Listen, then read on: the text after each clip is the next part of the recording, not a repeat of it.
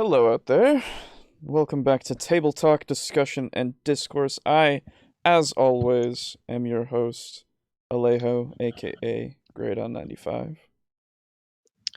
And I, as always, am your host with the most.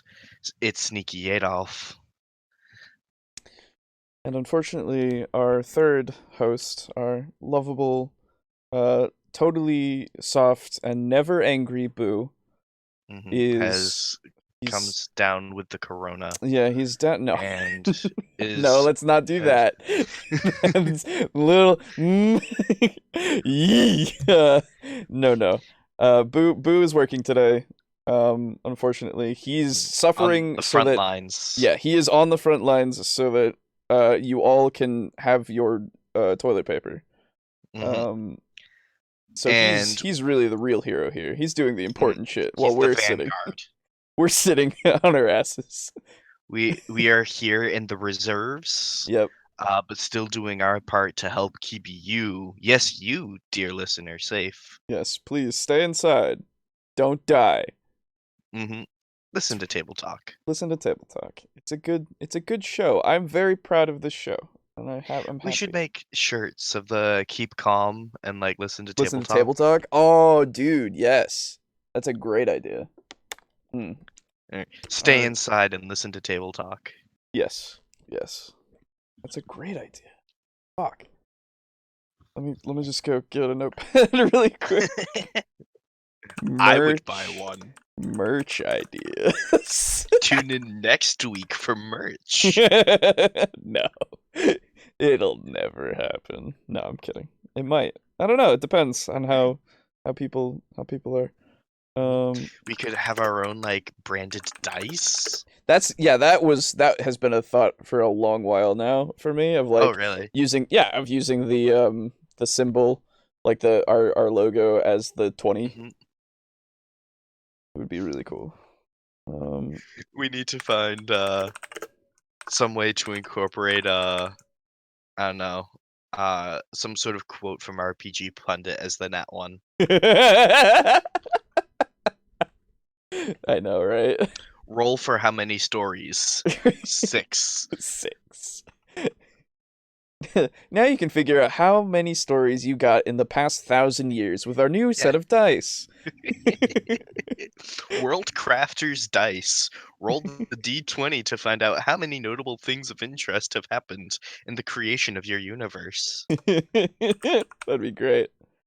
But yes, so Boo is away. He will not be joining us for, well, unless, I mean, potentially he could. I have no idea. If he wants to just jump in at some point, I mean, that is in his Yeah, right, you know? he would be here for like the last hour or so, I'd imagine. Exactly.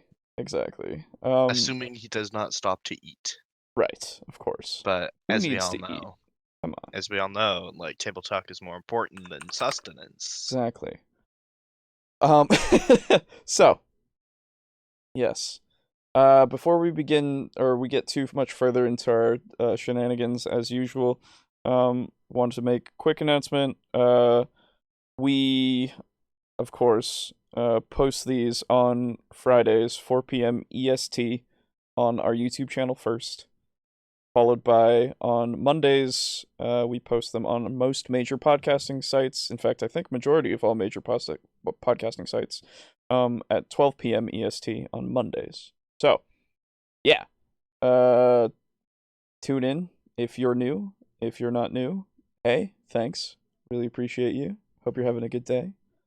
Glad to see you Um, safe. yes, please remain safe. We really hope that you do.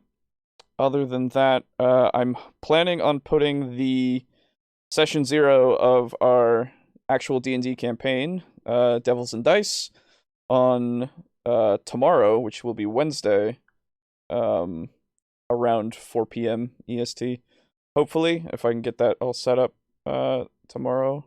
So stay tuned for that. It's gonna be cool. You get to hear us all have a nice conversation and also talk about random shit a lot of the time too. Because I'm not gonna cut out a lot of things except for when we break, basically. Because it's supposed to be real. It's supposed to be visceral, you know? just like exactly what you would expect from us playing D&D together. As if the cameras weren't on. So, stay tuned for that. I'll post about it on our Twitter, and I'll post about it on my own personal like Twitter and Instagram, and we'll hopefully get some people to check that out. And if you do, thank you. Hope you enjoy. Let's see. Oh yeah. Just know that if you don't, you're dead to me. Yeah. Twitter. That's a thing. You can follow the channel there. It is. Let me go pull it up because I can't remember what it is. Don't It's just mind at me. TableTalk, isn't it? No, it's at TableTalk D&D. D and D Yes. with and spelled out because D. yeah, and D because TableTalk was taken and then it couldn't put in the ampersand, which I always hate. Mm-hmm. So, yeah, that's that. Why not just DND? D&D, I could change it, but I might do that. I don't know. We'll see. I could change it right now. You know what? I'm going to change it right now. No, don't do it just because I say. No. I'm going to do it because you said so. No. It's going to happen.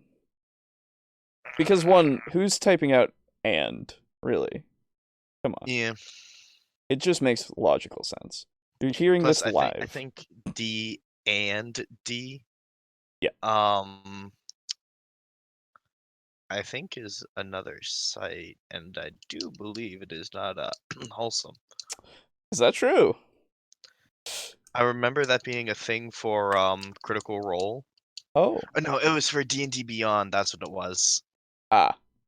They had some issues with their IP, I guess you could say. Right. Because of another site called like D&D Beyond. Mm-hmm. And it was reportedly, not wholesome. I see. The reason why I couldn't do DND though is because that's taken. Oh. TableTalk DND TableTalk D ampersand D doesn't work, and so I'm left with TableTalk Dan D. Well, wait. There's another TableTalk D&D. That's a good. You're right. I didn't even think about that. Hold on. This is where we're at, folks. This is DND. Oh well. Oh my No god, there it profile is. picture. 0 following, 0 Zero followers. followers. No tweets. Nope. When was No this media. made? No 2018? likes. Heck. Did you make this I like one never evening made in a this. fever dream? No. No, this is not something that I made. I'll see what I can do about it. If anybody knows of anybody who might potentially own that, let me know. Anyway, in which case I will message them later with the brand account and see if they decide to even check it at all. Anyway, so yeah. Today, as I burp, we are going to be looking at a couple of videos, like usual. Oh goodness, excuse me, like usual. Professional. Sorry. Yeah, I know. It's going really well. It's why we need Boo here, because he just makes it more professional, to be fair. Keeps me in my place. Yes. Yeah, that's what happens. That's what he does. But yes, today we're going to be looking at two videos. The first video is from Puffin Forest. Puffin Forest is a cool, like, D&D animator. He makes little D&D animations, and I've enjoyed him over the years. He's a good boy. He's a good boy. He's a very, very nice boy, as far as I can tell. He was a biochemist, in fact. Was he? Yes, I didn't know. that's like being a second cousin to me. Oh, I didn't know. Neat. So yeah. Wait, hold on. Why am I You're in here not twice. me? That's interesting. I'm not me. Did you sign in? I've never made an account. Oh.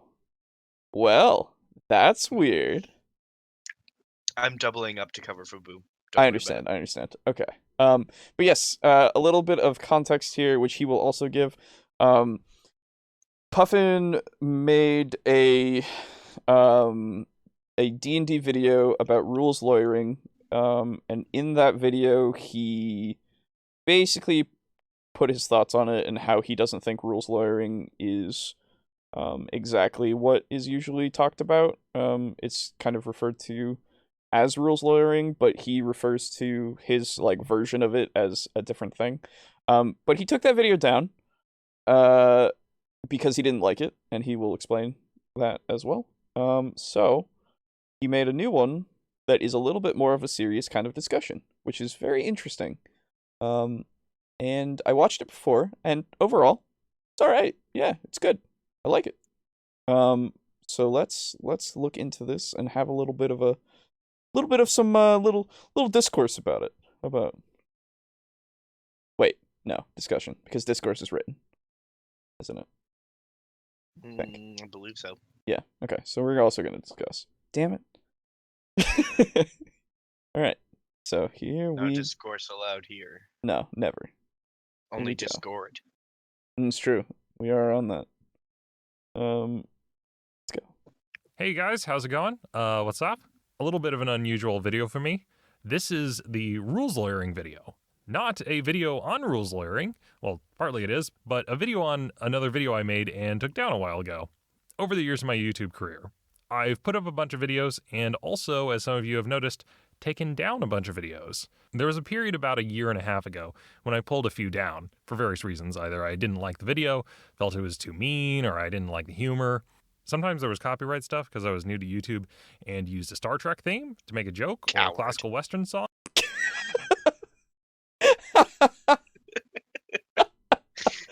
I'll be honest. When I've never taken down a video that wasn't a thing. Like it wasn't like a 10-second video of like I'm streaming, right? I have unlisted a bunch, mind you. Privated I think a couple. I mean, to be fair, I unlisted everything of mine with the great cop-up purge of 2020. Right. There's also that. So I can Don't want to understand. get slapped with a delicious 42K. Yeah.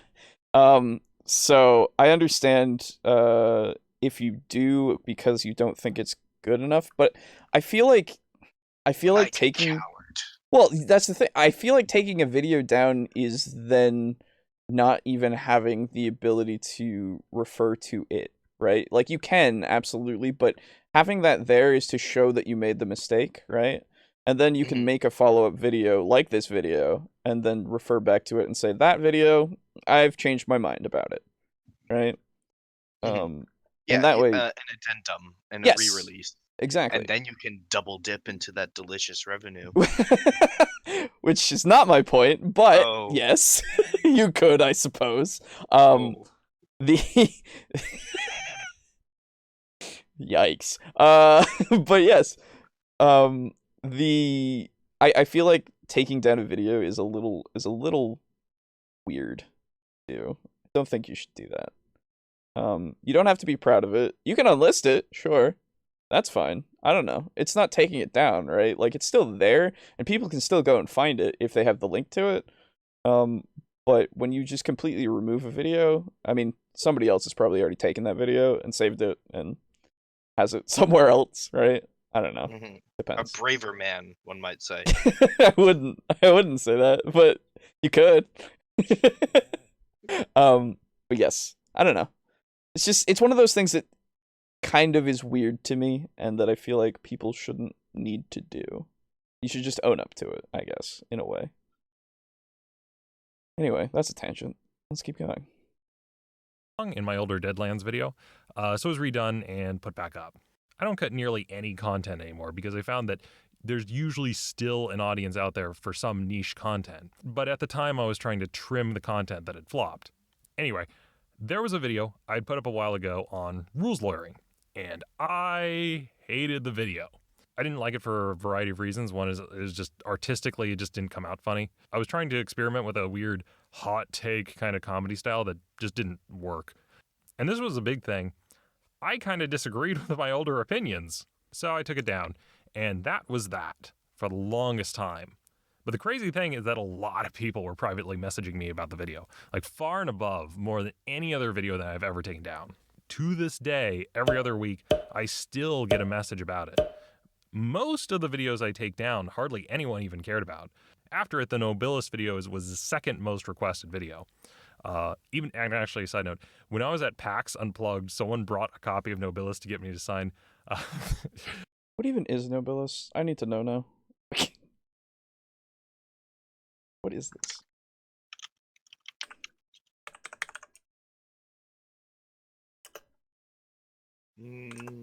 Contemporary fantasy role-playing game. Tabletop game. Oh.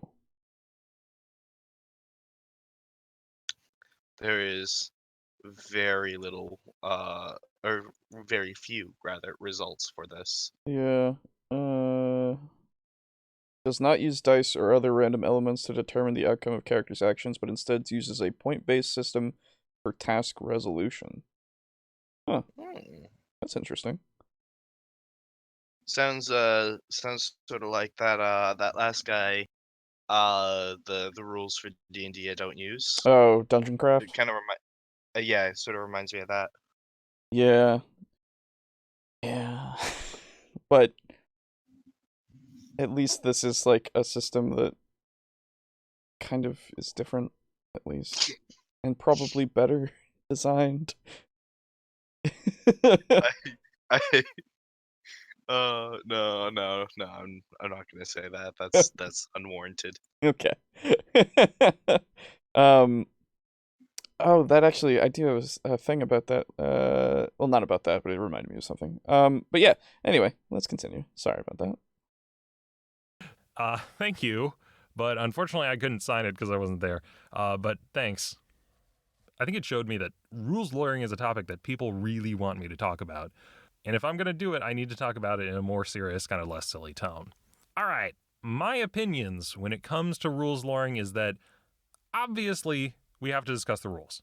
We're playing a very complex game. There's going to be issues. It is nigh impossible to have one person keep all the information about the game, so we rely on each other to remember bits and pieces of the rules and correct one another. A few things that frustrate me as a player and a DM is when people are hypocritical about it, or pretend to forget about a penalty, or are arguing specifically to get some kind of advantage on the table. When you think about a lawyer, when people complain about lawyers, they are just saying whatever they have to say to get the thing that they want. They don't actually care about the rules at all. If, let's say... Usually, yes. Mm-hmm. Oh, fuck. I just lost my fucking point. I was just about to say it. Fuck. My brain. No. While you think on that... Yes, go on. I don't totally agree with his point of it is nigh impossible to have one person hold all of the information. That's, yeah. Granted, I don't remember all of the information. However, I have no doubt that if I were to put in, like, a couple weeks studying and poring over the rules of D&D 5e, I could get at least 95 to 96% of the information. Yeah. If not all. Yeah, 5e is simple to a point of, like, you can do that. I would say 5e is the most simplistic in the sense of you can learn all of the rules and know them all. I think the average person could definitely do that if they wanted to put in the time necessary to. Exactly. Granted, most of us don't because A, it's a game, and yes. B, we also all have lives. So yeah. So you got to kind of strike that balance. Exactly. I was gonna say, actually, I've remembered. I've looked into a lot of, like, I mean, we looked into some rules videos, right? But I've looked into a couple of more just to see if there was anything there to really go for. And I find this to be the way that they, as most creators I see, they make that the point of rules seems to come up every time of like, uh we can't remember all the rules because there's a lot of them, right? There's a lot of rules and we don't need to remember them all. Shouldn't have to. And I don't know. And I'm over here thinking, well, to an extent, I suppose. And I can understand there are some rules that I just don't remember because they never come up, right? Yeah. They will never come up. And even if they do, usually we just go with what we think is right, you know? You can absolutely like homebrew solutions to a lot of stuff in 5e and just D&D in general. I was gonna say D&D in general is a very homebrew, a friendly game. Mhm. Because there's a lot of magic, right?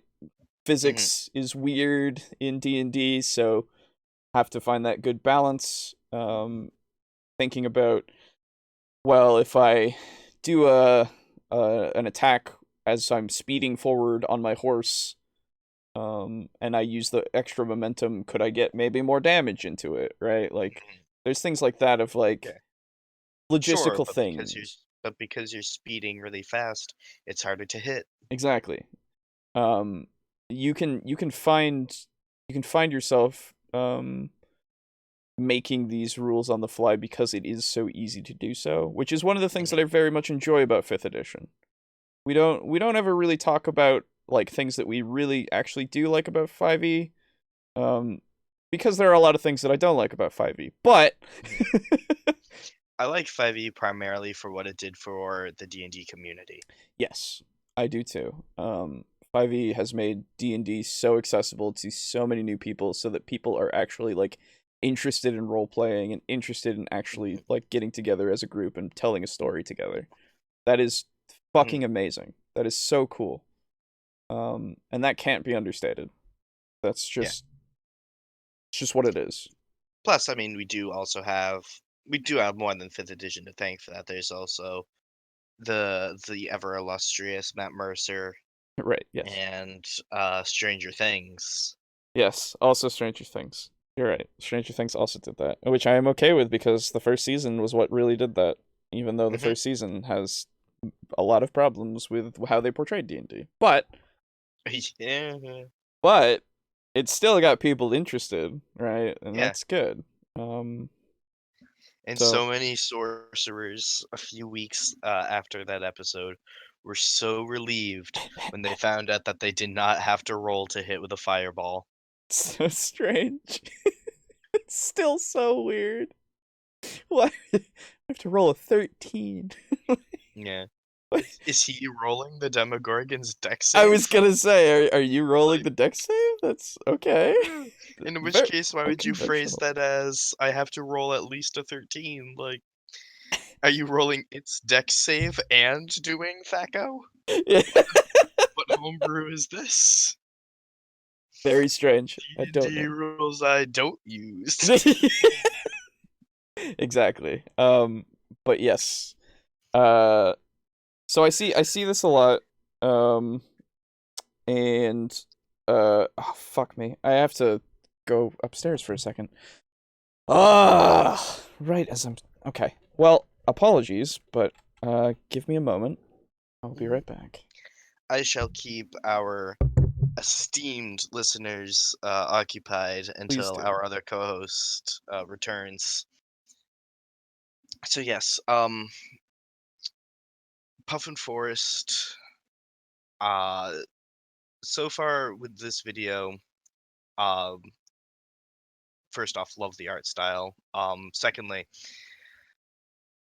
um, rules lawyering, as I've heard, in general, refers to people who are less interested in necessarily gaining something for themselves, and more usually, just kind of want to have their big dicked rules memorization big brain to be praised by others.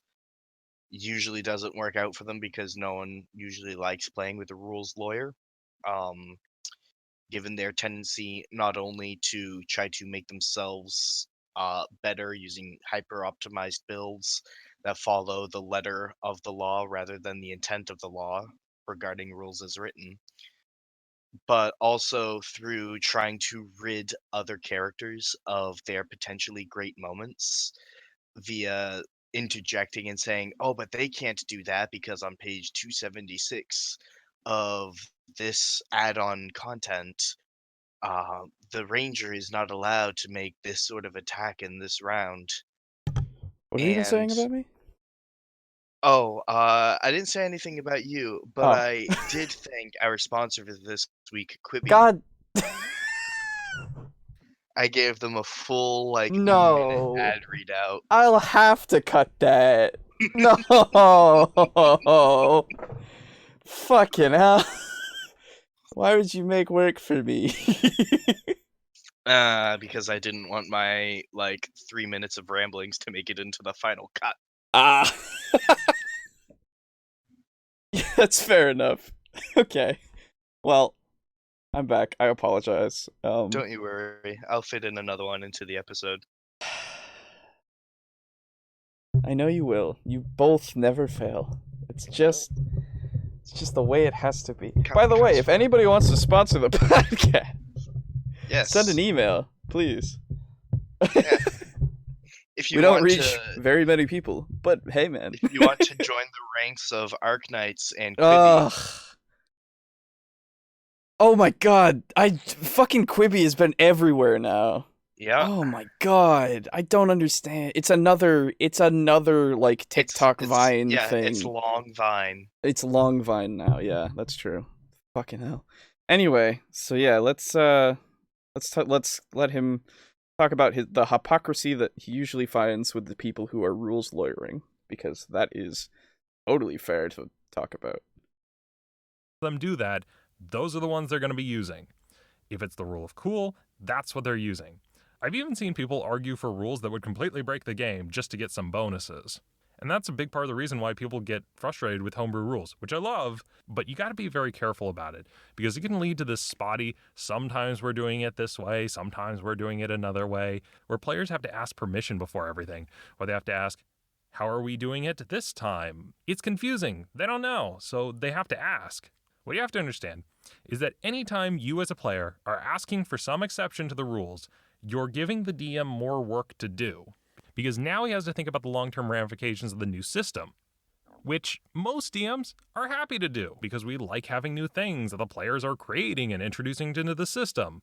But then you also get into rules haggling, where the DM thinks that your flaming hands should really be 5 extra damage, and the player thinks they should be 50, have to slowly or haggle our way down to 25, and then now the DM realizes he's made a horrendous mid-game call, what was I thinking, and wants to retcon it. But the player's pissed off because he's managed to finagle out of the DM this broken ability, and it gets taken away from him. It's like reverse Christmas, and now he's not happy, the DM's not happy, now everyone's not happy. There's other debates that come up when it comes to mistakes.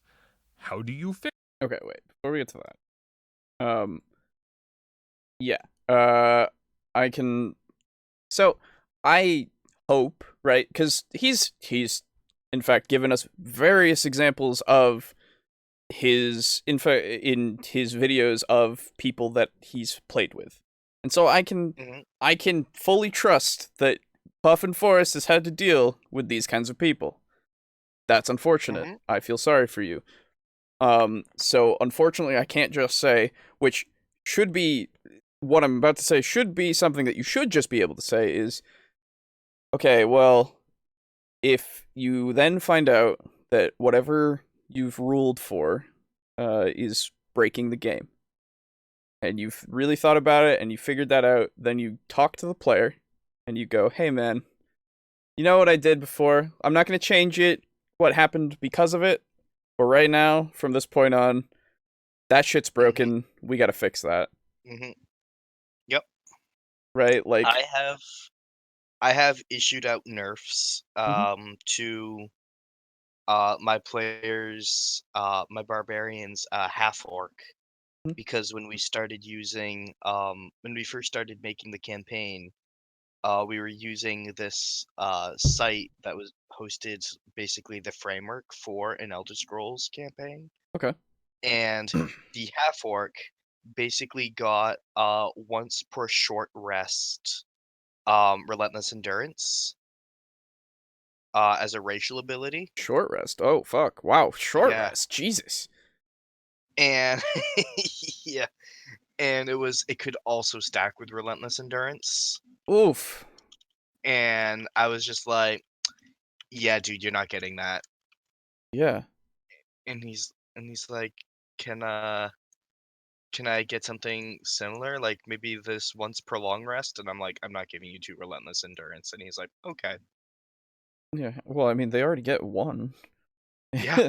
Like, you're not. No, you can't. No. Fuck that. It's ridiculous. You just go into combat and you're like, bah! And then you're like, and then you're like, bah! Yeah. Yeah, like you could literally walk into like a god's throne room, tank two bitch slaps from him, Yeah. and then somehow or another you make it out to a hiding spot, rest there for an hour, and come back and be like, "What up?" Yeah. That. Ugh. Ugh. Bad idea. Bad Yeah. thing. So he did not get that. Yeah. But thankfully, he was like, okay, right? Yeah. Yeah. It Okay. was He was not thrilled about it at Oh, sure. first, but like it is something where like as the game has gone on, he is like, "Yeah, no, relentless endurance is really good." And I'm like, "Yeah, now you know why I didn't let you have two of them." And he's Yeah. like, "You imagine?" I'm like, "I can't imagine and I don't want to." And he's like, "That's fair." Yeah, absolutely. So it sucks when you get those kinds of players that are upset afterwards and remain upset. Um, that's never good, but he actually addresses that, which is good. Mhm. So we'll get there, but I feels bad that that's a thing that he's had to deal with. And in my experience, Mhm. most people who are trying to like con out a few extra like hit points of damage or something, Mhm. or who need to be nerfed, Right. may get angry or not necessarily even angry, but like perhaps a bit let's just say less than thrilled, I guess. Okay. Um, for like a session, maybe two. But in my experience in like playing with people, um, most people that I've played with generally calm down Oh and yeah. then kind of move on, Yeah. and they don't obsess over the fact that they no longer have a busted ass ability like 7 sessions from now. Right. I'd fucking hope not. Right? Like, because it's just a game. Like you can have It's fun. only a game. Why It's you have to be mad? exactly. It's only a game. Um. So hopefully you people out there, you never have to experience that. And if you're somebody who unfortunately has done this, I hope you've recognized and you've gone past that and you've actually grown a little bit. And you're just like, it's actually it doesn't really. In fact, if I were to do that, it would fucking suck. 'Cause man, Yeah. oh man, I don't know about anybody else, but when I'm at a table or among anybody and then somebody starts getting upset, man, do I feel uncomfortable. Yeah. Holy fuck, it's never fun. Ugh. Well, it is fun, but from the context of, man, thank God I'm not that guy. Oh, that's fair enough, but like for me, I'm mostly at the point of cranking unto my skin, dude. Like so much of it. Like legitimately, it's very strange. Anyway, let's continue. Everyone's not happy. There's other debates that come up when it comes to mistakes. How do you fix problems when they come up? Do you fix problems? Let's say that someone rolls an attack and they miss.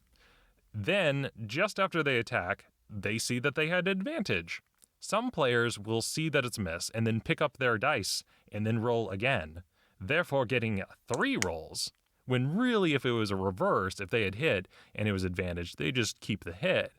Something like that is really hard to catch because Okay, so um what I want to bring up here is he referring to the fact that you would have had 2 rolls at Yeah, advantage? like if you deserved 2 rolls because you had advantage. Yeah. Um, And then you roll again after you miss? I think. I'll play it again. Yeah, I'll play yeah. it again because it sounds weird to me because it sounds like he's saying I'll say what it sounds like to me. It sounds like he's saying if you roll and then you notice that you have advantage, but you've already gone through and you've missed, like the DM says that you missed, but then you roll again because you're like, oh wait, I have advantage. Then you suddenly have done 3 rolls. Oh, I think it's I've had a player do this before actually Okay. where and it was the druid Mhm. where they had an attack with advantage and they rolled a dice and they're like, "Oh, I missed." And I'm like, "No, dude, you have advantage." And he's like, "Oh." And then he picks up 2 d20s and rolls both of those simultaneously. Okay. Well, And that would be in which 4, right? But then he's talking about 3. no, this is 3 because he rolls 1 d20 Okay. and misses. And I say, "Dude, don't forget you have advantage on that." And he goes, "Oh, right." Oh. And then he picks up his first d20 and a second, rolls Oh. both of those. And what I did in the situation is I said, "Well, you've already rolled your first one and it missed. Disregard both of those rolls. Roll a single d20." Yeah, exactly. Yeah, I would totally handle that as well cuz I've never that's very strange. I've never heard of that. Um Granted, it was an honest mistake, absolutely. but yeah, Um or at that least I think it was an honest mistake. It right. could have been intentional, but Exactly. Um but that seems like something that's very easy to catch, very easy to fix. yeah. Just as we've given Mhm. the example. So, It could be that Puffin Forest is also regarding people who are dice tossers and okay. who roll see that they miss, pick the dice up, and they're like, "Oh, it's a practice roll." No, I don't think so. He would be talking about that if that was the case cuz Puffin Forest, unlike How to Be a Great GM, Puffin Forest actually has some integrity. Ooh, That's not fair. That's not ooh. fair. I felt the heat from that from a few states away. That's not fair. No, I mean, but from what I've seen, he's not as vindictive as fucking How to Be a Great GM has seemed to be. But yes, I've never seen once Puffin Forest recommend cutting off someone's body I've parts. not either. Yeah, Yet. yet Yet. could happen. It could be this video, in fact. Could be. I could be. You don't want to see the Puffin when he gets mad. Mm. And it turns into Osprey Jungle. Nice. After they attack, they see that they had advantage. Some players will see that it's miss and then pick up their dice and then roll again, therefore getting 3 rolls. When really, if it was a reverse, if they had hit and it was advantage, they just keep the hit. Something like that is really hard to catch because you as the DM have to be really observant and keeping an eye on the players, and you've already And got a lot of hear stuff a that you're dice be doing to keep rolling. track of, and you don't want to be watching the players' dice rolls. Or let's say, So the way that he worded it, it still is unclear. Unfortunately, I think he's Yeah. talking about what you said. I think so as well, but unfortunately, that it doesn't seem like on just looking at it again, even with that in mind, it still doesn't sound like that. It just sounds like you're Yeah. picking it up and rolling it again. It's very Yeah. too vague. I'm thinking it could alternatively be um someone rolls, sees that it's a miss, Mhm. rolls an attack, and then misses again, and then you go, "Oh wait," it could be like the DM forgets that they have advantage. No, I'm don't not think so. sure. Yeah, no, he again too vague. I think you need to recontextualize that point or Um, re-clarify it. Fortunately, yeah. um, Either way, I still find myself disagreeing with the point simply because, and maybe this is because like a good 90% of the D&D I've played, we were all at the table together. mhm. Actually, no. Thinking back on campaigns, actually, I think most of the campaigns I've done have been over Discord. Yeah. Wow. Anyway, at least in more of the, I guess, more memorable games, and Mhm. I definitely count my own as more memorable because I mean, fair enough. Yeah, being the DM, you tend to remember your own campaign. kind of have Um, to. it usually helps. Maybe, maybe not. Maybe not. Um, we play in person and on a table, and pretty much no matter how distracted I'm going to be in the heat of the moment, Mhm. I'm still going to notice someone who's 3 feet in front of me rolling a dice, Yeah, exactly. or a die rather. Um, that not only is like, even if I'm looking away, there's still the sound of it rolling on the table, Hmm. particularly if it's metal. Mm. Yeah, even in a dice tray like I have, you can still hear it roll. Yeah, and Um, God forbid if it's a dice tower. yeah. Oh yeah. Yeah, Going down the little slopes that it's got. Yeah. yeah, Um, no, like I don't think, and granted, you could say, "Oh, well, how could you know? Because if you've missed it, then you would never know." But like, I really, really don't think I've missed any of my players rolling dice. it's very unlikely to miss it considering dice are very noisy. Yeah, I and you mean, see them shaking their hand, throwing uh-huh. the dice. You see the dice roll across the table. Like Hmm. And again, it I seems don't know really about you, fun. but I like to watch when my players roll their dice because I want to see the result because I want to be excited or not with them, you know? Yeah, exactly. So, I don't know. It's a little but it's not like I mean, I can understand if you're well, see, no, I can't cuz Maybe if it's like an Adventurers League game and you're like managing like 3 tables at once or something. I don't know. yeah, but at that point I can you're see it spreading happening then, yourself but then yeah, too thin like a slice of butter over too much too bread. much bread. But Yeah, more is gonna slip through than just dice rolls at that point. exactly. And so uh, yeah, I don't so first off, your point is a little too vague. I need to know more specifically what you mean because what you're saying doesn't sound right. And it sounds like too many different things, so I have no idea what it is. And secondly, I mean, I saw your little animatic about or your little frame here about the looking at a from a watchtower all the way over there. I'm like, well, yeah, if the table's really long, I suppose, but it's not that bad usually. Um, first off, second off, Maybe again, you don't just play on grand dining room like 60-foot long tables, Alejo. yeah, you're right. I don't. Um, but at the same time, I don't know. We still have the whole. It makes a lot of noise. You can see them winding it up, or however they really want to roll their dice. If they just want to drop them like a weirdo, or Maybe if they had a random dice, like a random number generator on their computer, okay, but then in that case, like it would be hard to track exactly what they're doing anyway yeah, because they could just say, "Oh, it's an 18," and the number on the screen's a 2. and that's another question of your trust in your players. Yeah, So I don't know, I don't man. know. This point's a little shaky, but it's not bad. It's just confusing. It's too vague, and the just seems to be countered kind of easily. I don't know. So Hopefully we are just not seeing the forest for the trees. exactly, And the rest of the points remain solid. yeah. Stuff that you're doing to keep track of, and you don't want to be watching the player's dice rolls. Or let's say, I'm the DM, I roll an attack. It's a hit, does damage. 3 turns later, the player sees that I had disadvantage on the roll. Do we retcon that hit 3 turns ago? No, I've done that actually. I 3 turns ago. It's too many turns for me. That's a lot.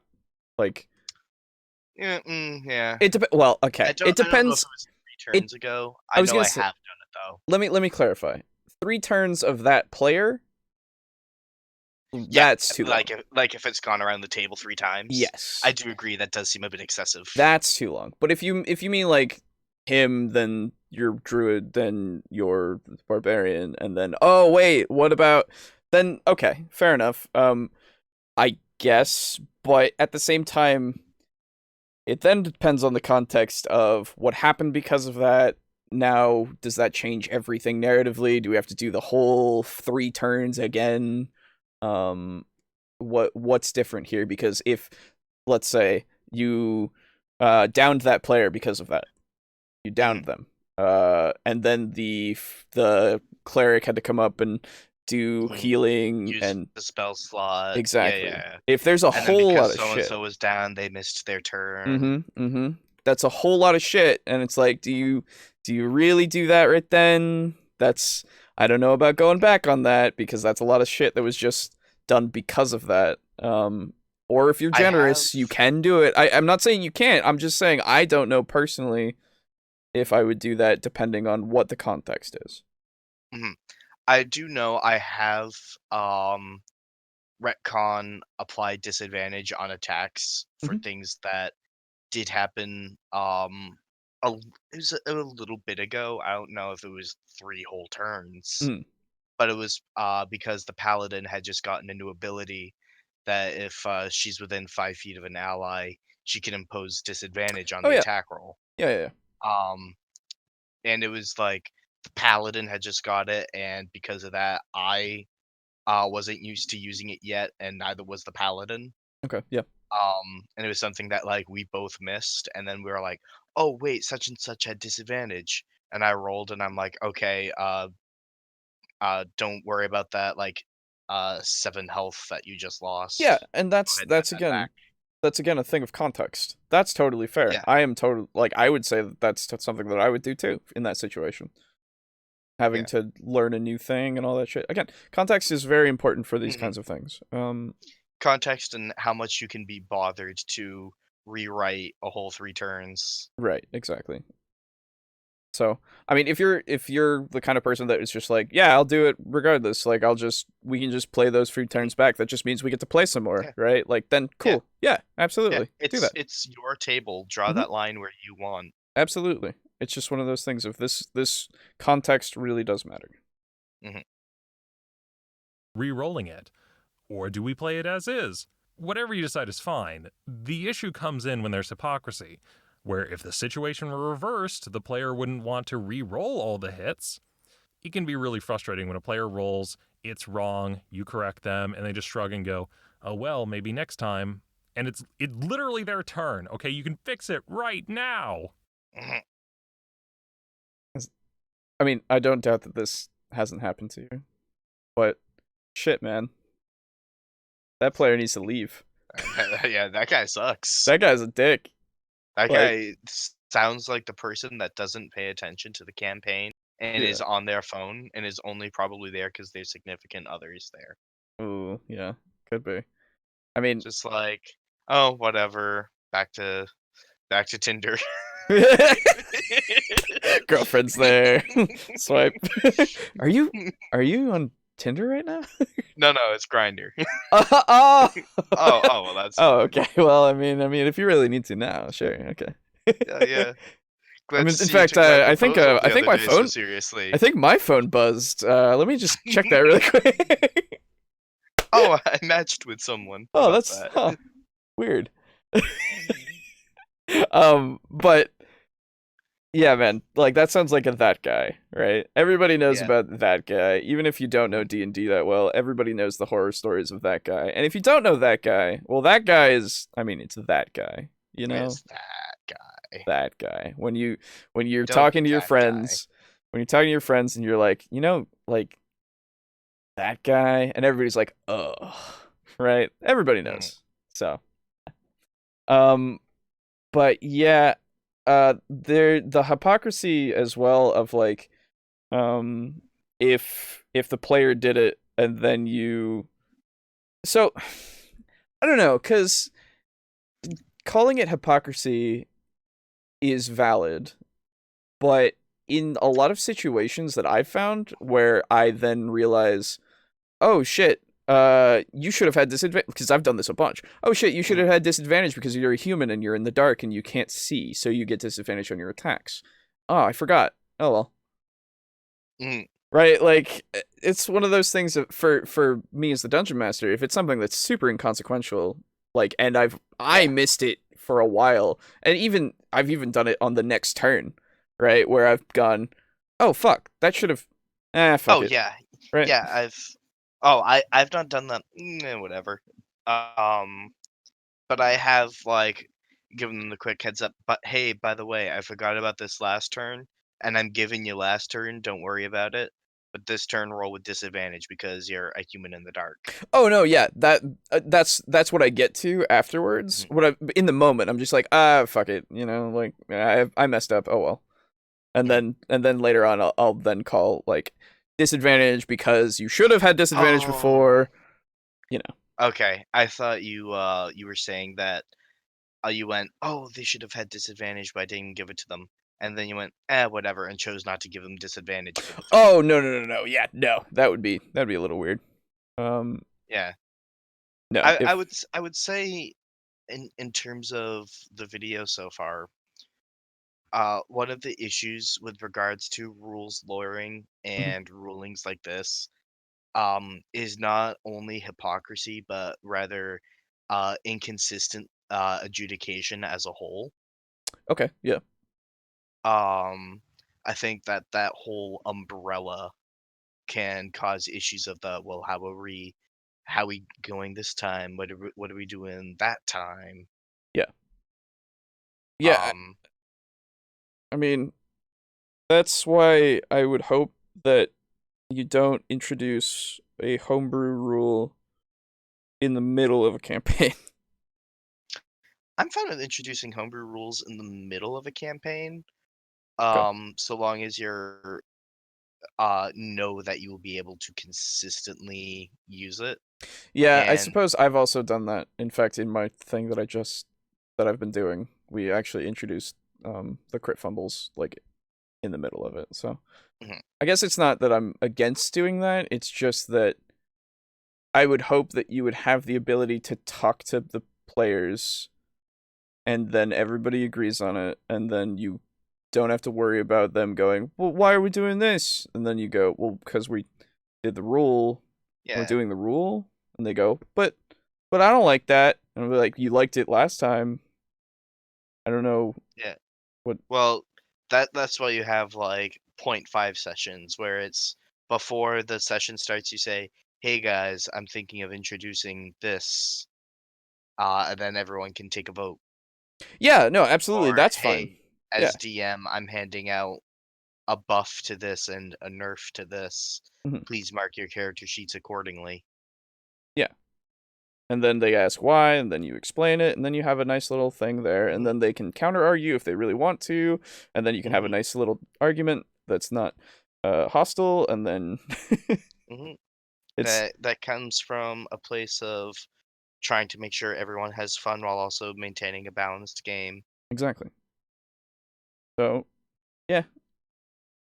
Um DM does have final say, but should also just not just go, "Well, I'm the DM, I don't owe you an answer." yeah, please don't do that. Oh god. You can go, "Hey, I want to reduce this down by like 10 points." Mhm. And they say, "But I kind of need that. It's kind of my whole thing." And then you go, "Yeah, well, it's only your whole thing because it's so good." And then they go, No, no, it's not. I like it 'cause it cool." And then you go, "Then me nerfing it shouldn't be a problem." "Well, no, but I want the damage though too." Right. Yeah. "Well, how about we reduce it by 5?" But no, no, I want all 10." And then you go, "Alright, you know what? I gave you an olive branch. Yeah. Reduce it by 5." Yeah. One of those things. Anyway, let's continue. It's hard to catch exactly because it's inconsistency is the issue. Mhm, And it doesn't come from one encounter, it comes from multiple encounters and the discrepancies between them. And it sucks because you as the DM find one problem and you fix it, and then 9 others crop up. And It's tiring to keep on top of it. I came here on a Friday night to roll dice and have fun. I didn't sign up to be the dad. And the solution, if it's really bad, is sadly, maybe not play with that group. Because if This is important. Everybody listen to this. I'm gonna pull it back. This is important. Fucking listen to this. fun, I didn't sign up to be the dad. And the solution, if it's really bad, is sadly, maybe not play with that group. Because if you correct them and it just gets worse, it's impossible to keep up with it. You can never compete with that. It can get pretty bad at times. There was another group I had where they wouldn't tell me. Okay, wait. So, yeah. Don't be afraid to leave your group if it's so problematic that this is happening all the time. The DM is a player too, and Yes. all the players have rights. Yes, exactly. Like, If you have a toxic group, leave them to their incompetency and let them infight. yeah. And then they'll have one of them will start DMing, and then hey, And then they'll all start screaming at that DM. mm-hmm. And it's a problem. The group will slowly unravel, and the problem then fixes itself. Exactly. Like, Alternatively, they then start having fun with a completely broken system, and then they're having fun. Good for them. that's good. But it's just, if it's something that's at your expense, just don't feel like you're obligated to do it. Because Instead, it's fucking go on. terrible. It's fucking terrible. Yeah. It's a bad thing. Instead, you should go on Roll20 and start advertising your DMing services, and then start charging people for your campaign. You could do the hustle. I respect it. Just don't flake on your players. Anyway, Take the money and run. Charge them for session 0. Then never have session 1. Oh no, that's such a bad thing. Oh my god. I don't doubt that people have done that. Which is just the worst thing. Yeah. Ugh. My grandmother's been in the hospital with cancer a good 50 times. Guys, I can't run. I've never done that. Yeah, no. Don't. Please don't. Please don't. Jesus Christ, it's a joke. My god. It can get pretty bad at times. There was another group I had where they wouldn't tell me stuff, like if their character was poisoned or if an effect had ended, and we'd find out, and they don't want to retcon that stuff because they didn't want to get hurt, or they didn't want to have some kind of a penalty. And sometimes there would even be people that would blame the DM as well in order to kind of get out of trouble. Wait. Okay, so somebody who doesn't tell, like, first off, so there's a little bit of give and take here. You should be keeping track of the statuses. I would say you should know if you've poisoned a player. Yeah, I mean, even if, like, because I went and bought little tokens that you can put on minis that are like conditions, right? I did that because it's one. Dude, I just use milk jug rings. Oh, that's fair. Absolutely. I did that because one, I wanted them, and I've wanted them for a while, and two, I think they're neat. And I don't have a lot of rings of like bottles, so but that's one way to help. The other way is to make a note of it, right? Like, just write it down. Writing things down is a pretty good way of like remembering things. At the same time, though, it has been proven. At the same time, though, it's not all on the DM. The player should also remember and do as their condition states that their character has to act, right? Like, if your player is quite literally just ignoring that, they're cheating. And I know but like, seriously, that's actually cheating. Like, no 2 cents about it. You're just kind of ignoring it and not doing it, the condition. So you should call them out on it. And then if they push back and go, no, like, go on. Oh, if there's a player that, say, you had a snake attack and then the snake poisons them, then you as a DM should still be able to remember, oh yeah, I poisoned that person last turn. Mhm. Um, yeah, player integrity is a thing, and yes, you can also get material components, I guess you could say, in order to help you remember. Mhm. But really, it should not be hard to remember things like status afflictions and um things that would heavily affect your player characters Well, in a situation. I will actually be devil's advocate because my DM that I play with on Wednesdays has trouble remembering some things at times because of a condition she has. Um Oh, so okay. so there are instances in which I can see in fact I have trouble remembering things just because I'm me. um but not in this Sounds like case. you're a bad I DM. am. And so but in this case I will say I don't usually not remember the statuses. I usually keep them on my brain. But I will say that there are cases, and if you have trouble remembering, just try to rectify that, find a way. um but yeah, if your player's cheating, you should cut off their hands. Anyway. And be like, you're supposed to be keeping track of my HP and spell slots and stuff as well. Sometimes it's an honest mistake. You know, it's tough.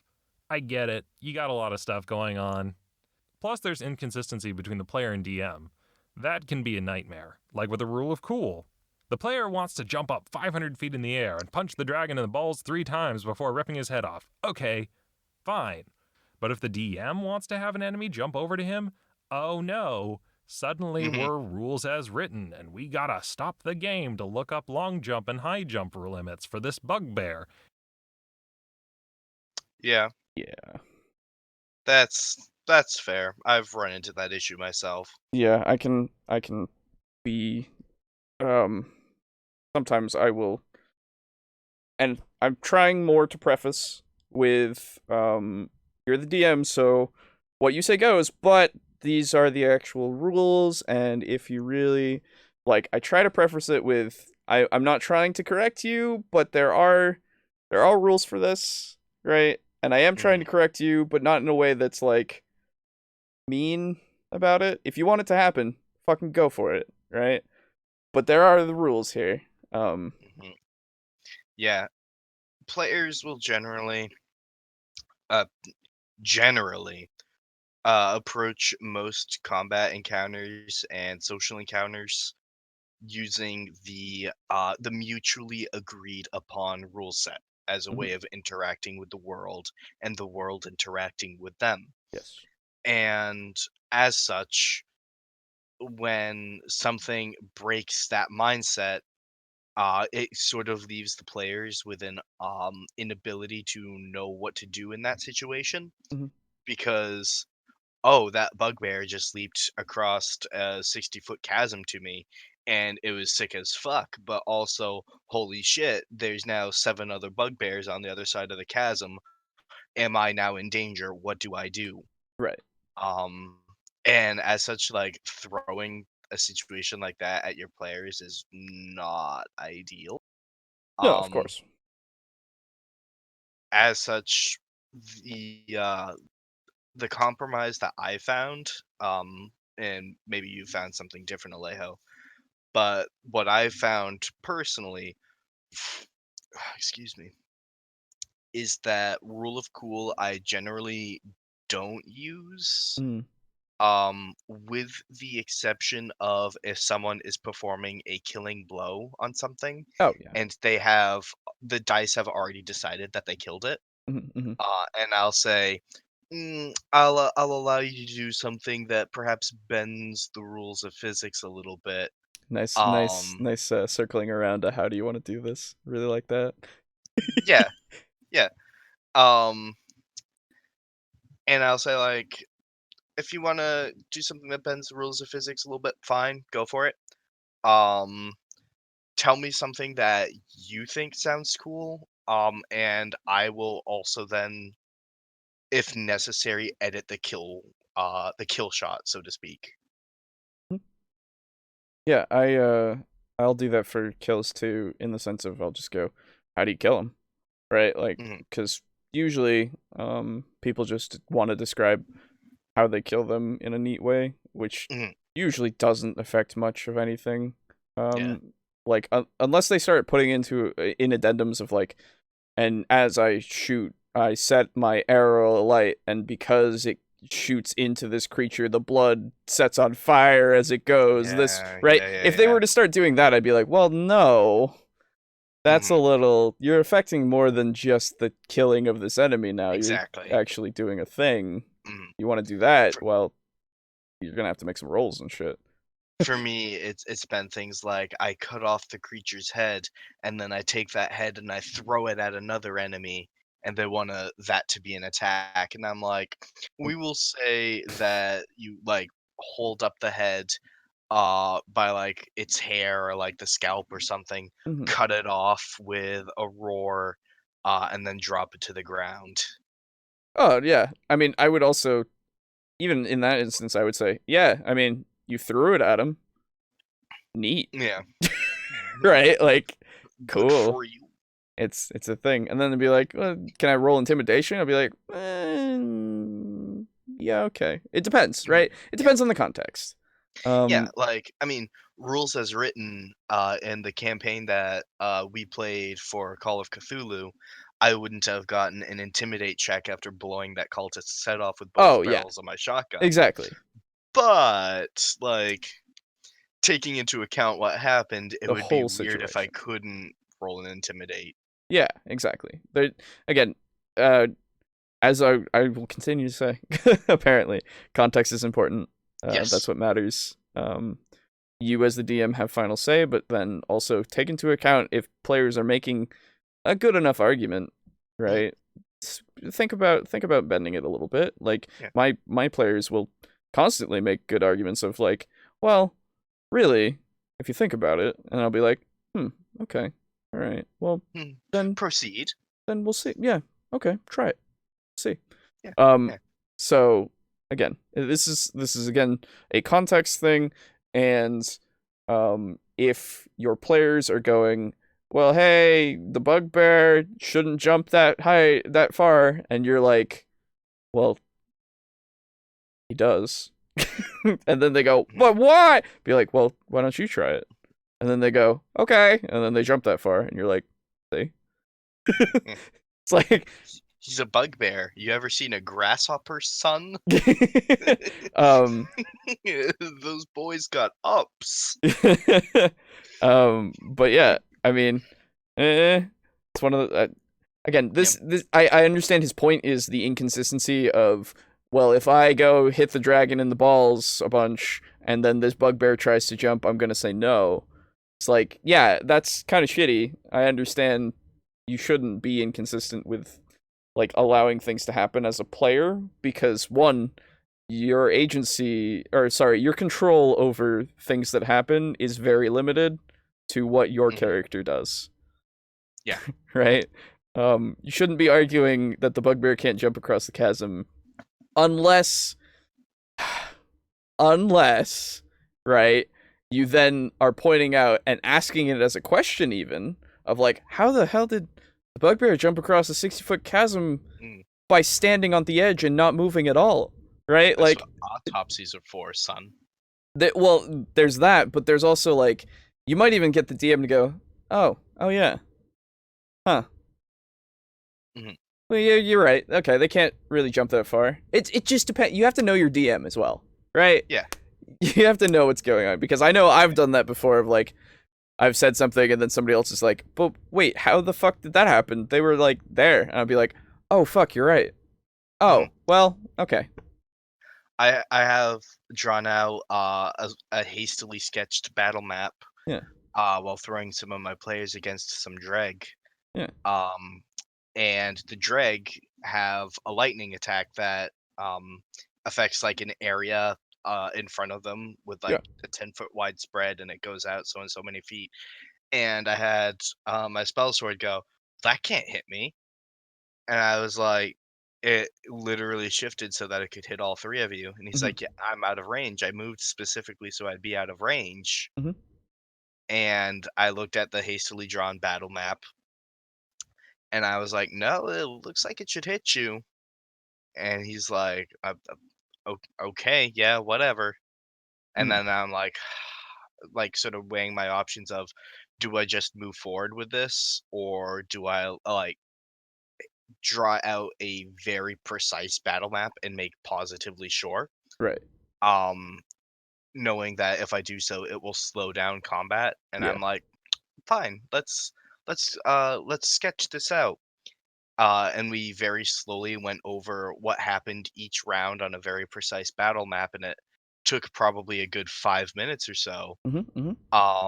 But in the end, turns out I was wrong, and I was like, cool, you are out of range by 5 feet.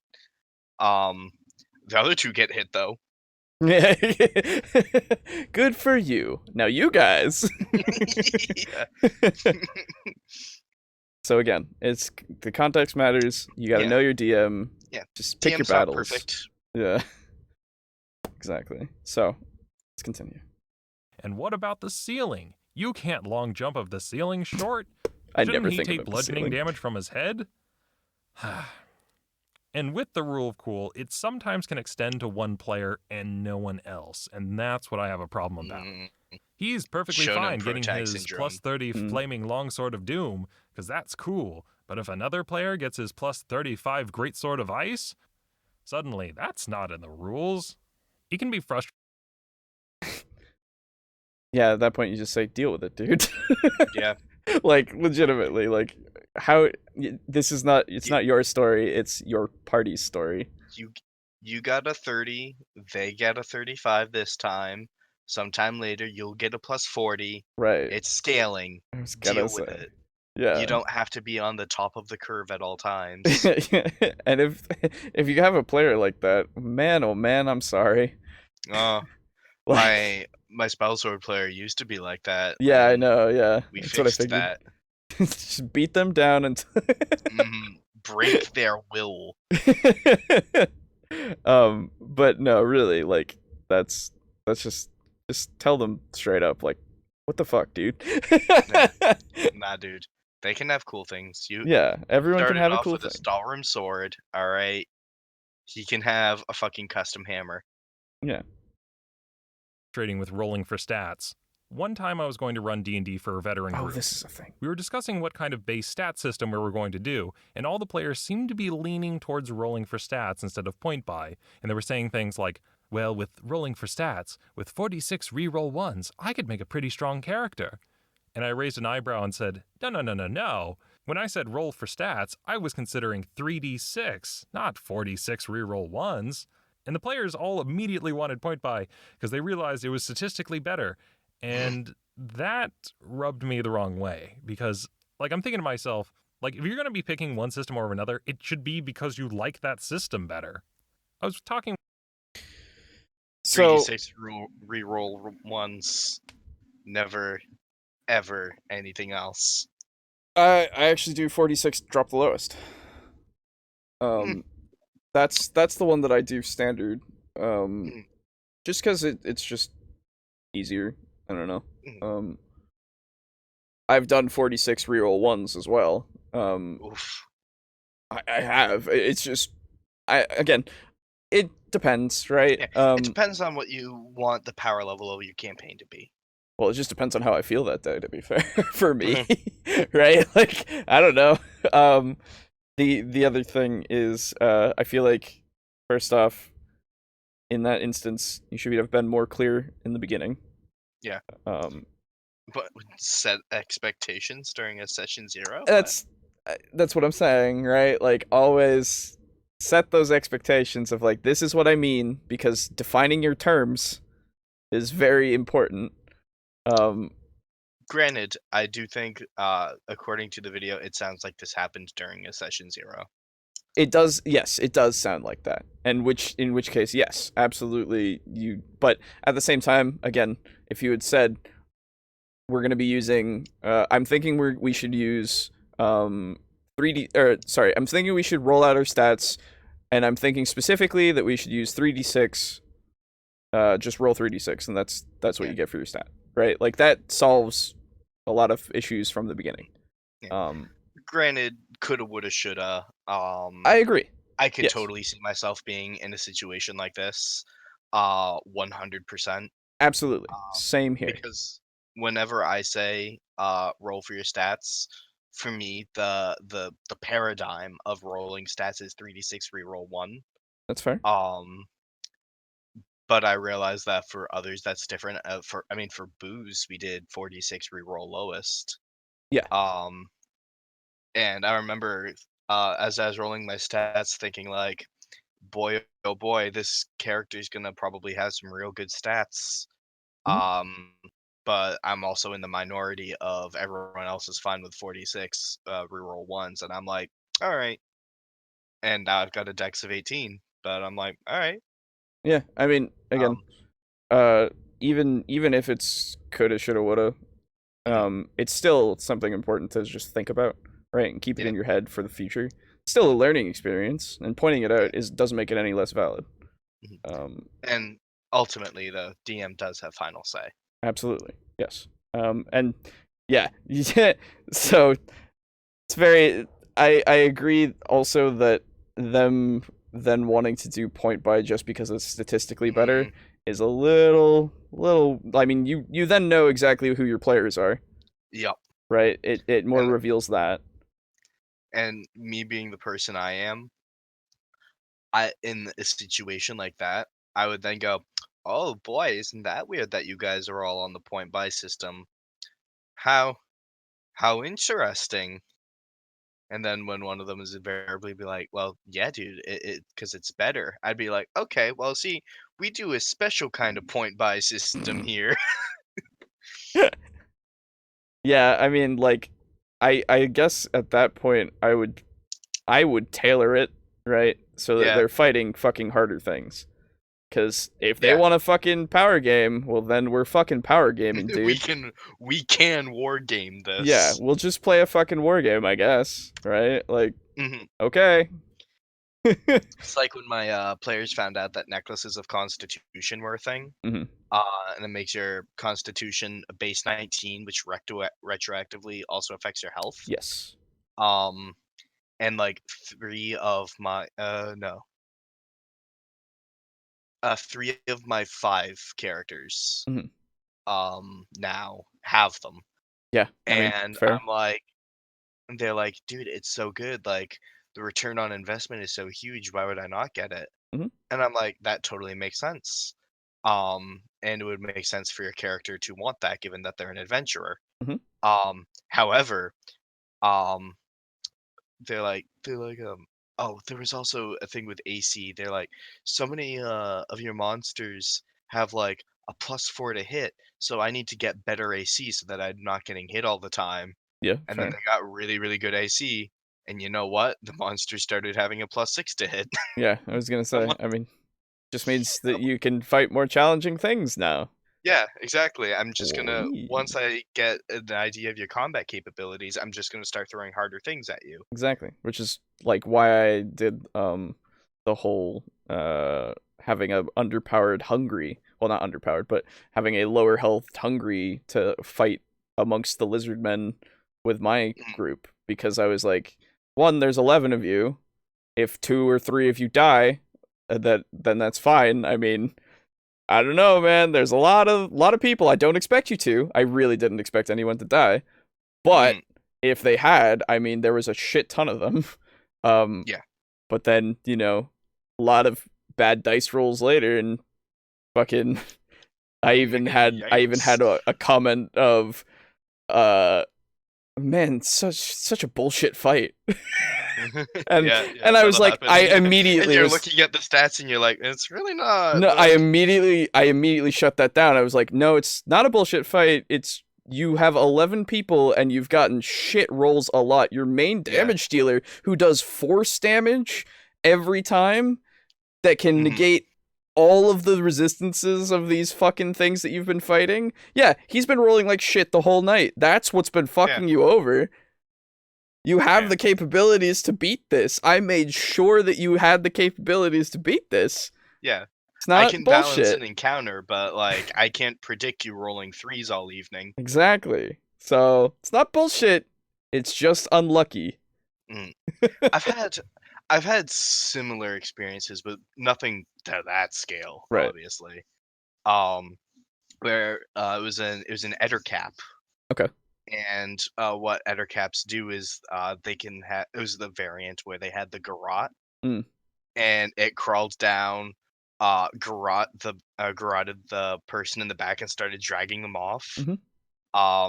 And then when they noticed it, they started attacking the Ettercap, and it called for some allies. And I rolled a lot of spiders to come, and I was like, uh-oh. Like, within parameters, but this is going to be an interesting fight. Yeah. And then they started rolling shit, started hitting each other by accident. And I'm like, gonna be a really interesting fight. But then, like, 2 of them are down. They're like, why would you throw this at us? And I'm like, not me. That's one of those things of like, I would hope that you would trust that you can handle that. Or I would hope that you would trust that your DM knows that you can handle that, is what I mean. Right? Like, again, there's 11 people, and you've cut through all of the lizard men in the past 3 rounds. Man, oh man. And like, they, like, it with like 2 dying every round. Yeah, no, I think you can handle this shit. Yeah, exactly. Like, if your DM has a good track record of not killing you all the time, chances are this was not engineered to be a culling. Yeah. And this is more engineered to be a challenging fight. Yeah. Of course, exceptions do exist. Yes, of course. And you can sometimes get vindictive shit DMs. Yes. That you had an argument with like 3 days ago about something unrelated to the campaign, and they're like, well, I'm gonna custom tailor this bus to kill that character. Yes. That can totally happen. Which is shit. Generally, it shouldn't. Yeah, hopefully. Anyway. With one of the players, and he said, man, I love rolling for stats, but I hate that it's random. And I'm thinking to myself, what are you doing? The reason you roll is because you want it to be random. There's a lot of reasons why you'd roll for stats. Like I like the clicky clacky math rocks in my hand. That's what he's saying. Exactly. Is unique, makes it more exciting, sometimes provides a new challenge because you don't know what to expect. But if you want higher numbers but hate randomness, just use an expanded point buy table and just give the players more points. The reason you do a random system is because you want it to be random. Like, that's... Man, I love going to the casino, but I hate that I can lose. Exactly, dude. Man, oh man, if only I could just win all the time in every game that I play. Said every fucking gambling addict ever. Yeah. The reason you're using the random system. If you're someone who doesn't like it random, don't do random if you don't like random. That's what it means to be random. It's random. What frustrates me is picking a system just to get an edge. That's kind of how you start to get this like power creep. Here's another example that bothered me. We talked about a system we wanted for initiative, and there was a long debate, and partway through I realized it was going nowhere because all the players that were going to get a bonus to their initiative wanted to use the new system, and all the players that were going to get a penalty didn't. There's no way to have a discussion when it's like that. Well, flip a coin. Or go with just default. So, there is a way to have a discussion. You can't say there's no way. You start having a discussion about it. Once you get to a point of knowing that this is where they're set, right? Yes. That's when you can't have the discussion anymore because you can't change their minds. Yeah. And then you flip the coin. Or you just don't use the system. Yeah. right? Like, I would have just been like, nah, we're not using the system then. This is too divisive. When in doubt, instead of if arguing whether or not to interject a homebrew rule and it's causing a lot of grief and heartache, and the rule hasn't actually even been used in game once. Yeah. Maybe it's a bad rule. maybe it's a bad rule. Or at least, sorry, maybe it's bad for the table. This current table. Yes. Right? Yes. Not necessarily bad rule. Just bad for this group and this table. Yes. Anyway. Didn't matter if it was longer, slower, made sense, didn't make sense, clunky, whatever. Or, here's another debate. The player is trapped in darkness and blinded. Yes. They want to teleport out of it, but Misty Step says they have to be able to see out of it. The player is now arguing about how that's stupid, and that's totally not how that would work in real life. It's magic.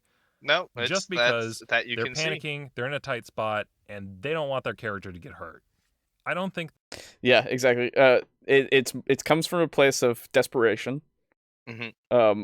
So you can understand why somebody would then make a ridiculous argument that isn't anything but an emotional argument, unfortunately, where they just go, that's not how it will work in real life. If magic was real, then we could just teleport.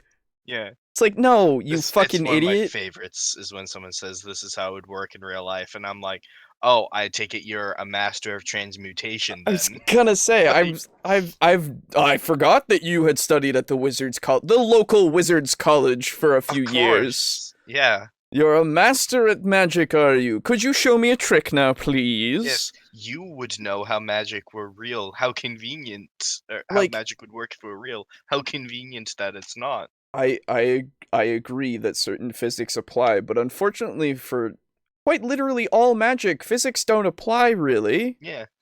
That's what makes it magic. It's kind of that thing that you can't explain other than saying it's fucking magic. Where the fuck did these flames come out of my hands from? Magic! Yeah. What do you mean there's a disc that floats behind me now? Magic! I mean, you can explain it to a degree of, like, yes, in D&D, they refer to magic as the weave. Tapping into the weave and exploiting how the weave works on reality. But then you then think about it, the weave is not reality. Yeah. The weave is something else that you can use to change reality in the game, right? Like, there's a reason why it does the things that it does, but that's something that only the gods can comprehend. Mm-hmm. Right? I don't know. In Elder Scrolls, transmutation, the whole fundamental of the whole field right. is basically take like a wooden coin, right? Mm-hmm. And the way that wooden coin goes to gold is you are literally convincing the dreamer of the universe, and we're going to get into Elder Scrolls metaphysics, but pushing that aside, the entirety of the Elder Scrolls universe is a dream. And when you are saying this wooden coin is actually gold to the universe, and based on how convincing you are to the universe either goes, what are you talking about? That's wood, you're an idiot, and you get a headache. Yeah. Or the universe goes, oh shit, you're right, and it turns to gold. It's like, oh, I didn't fucking notice, you're right. Shit, man. Sorry, I forgot to check my notes. Yeah. No, it's right here in the script. Oh, man. And so much of that can, like, if someone's like, well, I want to try to convince the universe that my armor is actually +3.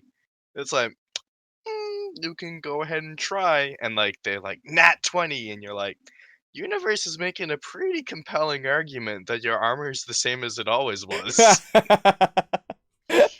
You're beginning to agree with the universe.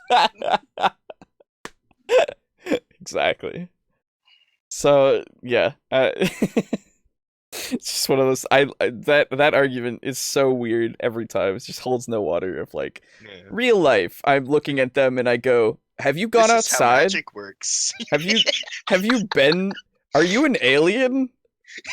What is real life to you?" My college textbooks were Harry Potter and the Order of the Phoenix. I don't know if you know this, but whenever I read anything fantasy, it happens. Yeah. That's how it works. Shut up. Also, God fucking forbid if you try that argument with the DM who has a homebrew magic system. Yeah. Ooh, Lord. Yeah, exactly. Fucking yeah. It would work like this. It's like no, I literally explained to you that this is a system that I came up with.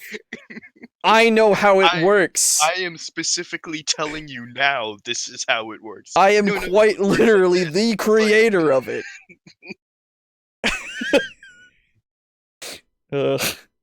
That wanting to play by the rules is a problem.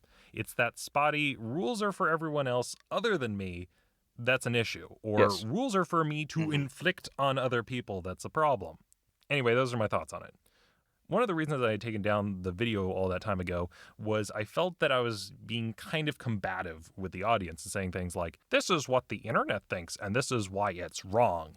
And what I learned from the video is that you shouldn't point to the audience and go, this is the opinion that you guys have, because the audience is not a singular person. It is a collection of people with their own opinions, and sometimes you're just really talking to a minority.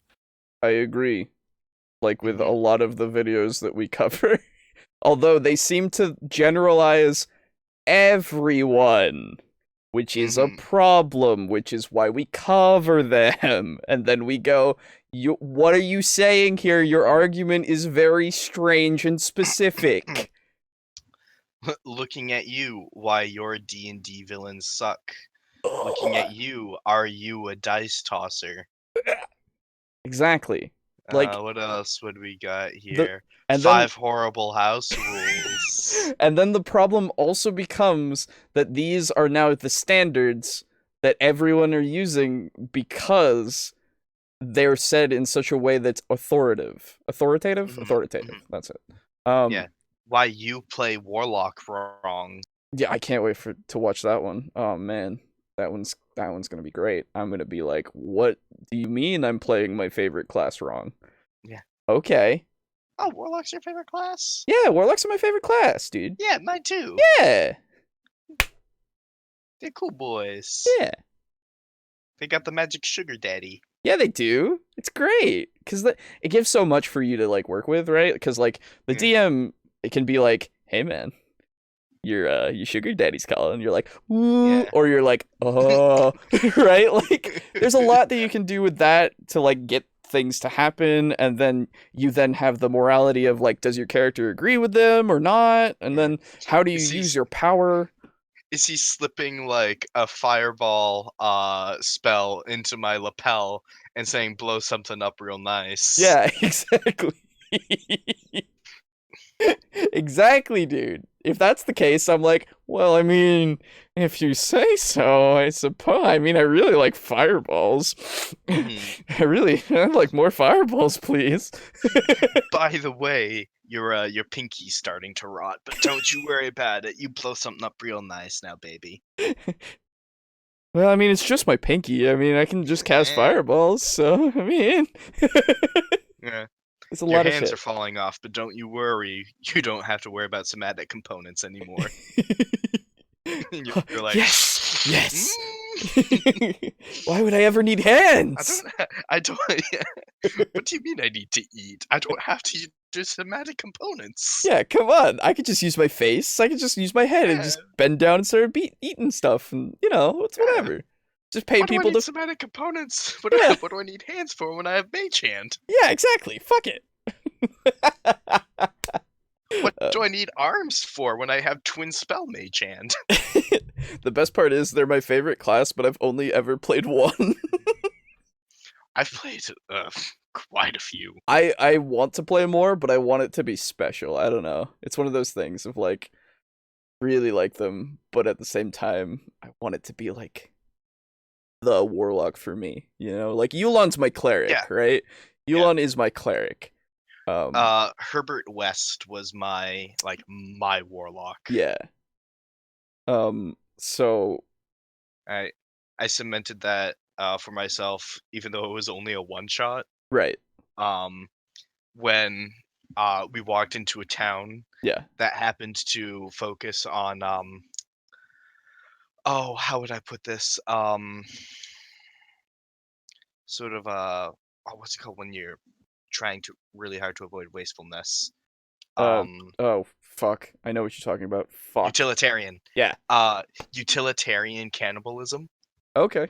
And it was like, we eat our dead here, but that's simply because we're a desert town out in the middle of nowhere. Yeah. And it's like one of the only ways we can get reliable food. Makes sense. And Herbert West is, of course, a reanimator. So it was a necromancer. And I'm like, show me your morgue. I want to perform funeral rites on them in accordance with my god. And they're like, oh, well, we don't really have a morgue here. Long story short, please don't judge us on this, but we eat our dead here. Right. And I was like, oh, pardon me. Show me to your pantry. Yeah, exactly. And after I said that, I was like, I'm never going to play a better warlock than this.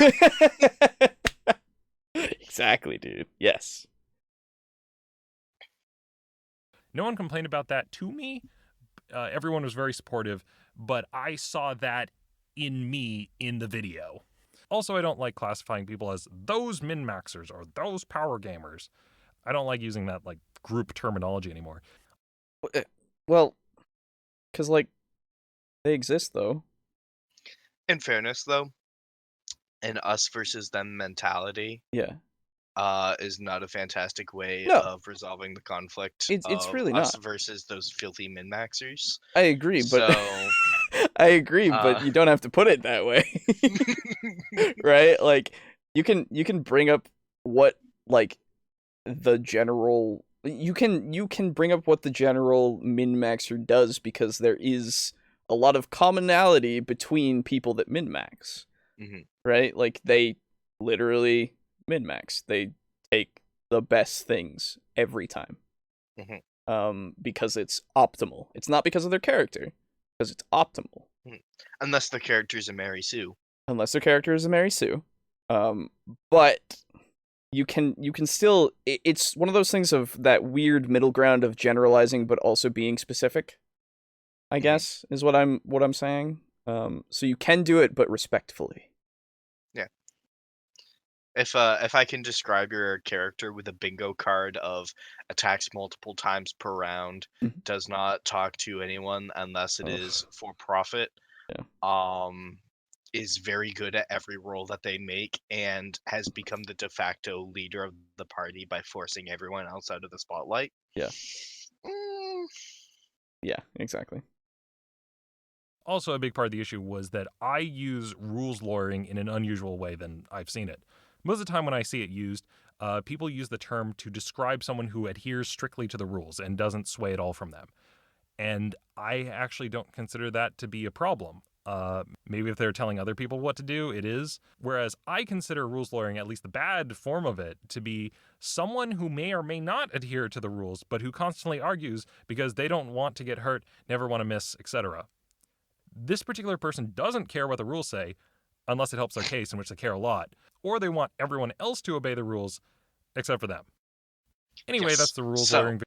I actually, while you were gone, shortly after my Quibi ad, I actually mentioned that in my experience with rules lawyers, a lot of them actually use it as a way of keeping the spotlight on themselves. Yes. So they want to rule of cool things for themselves.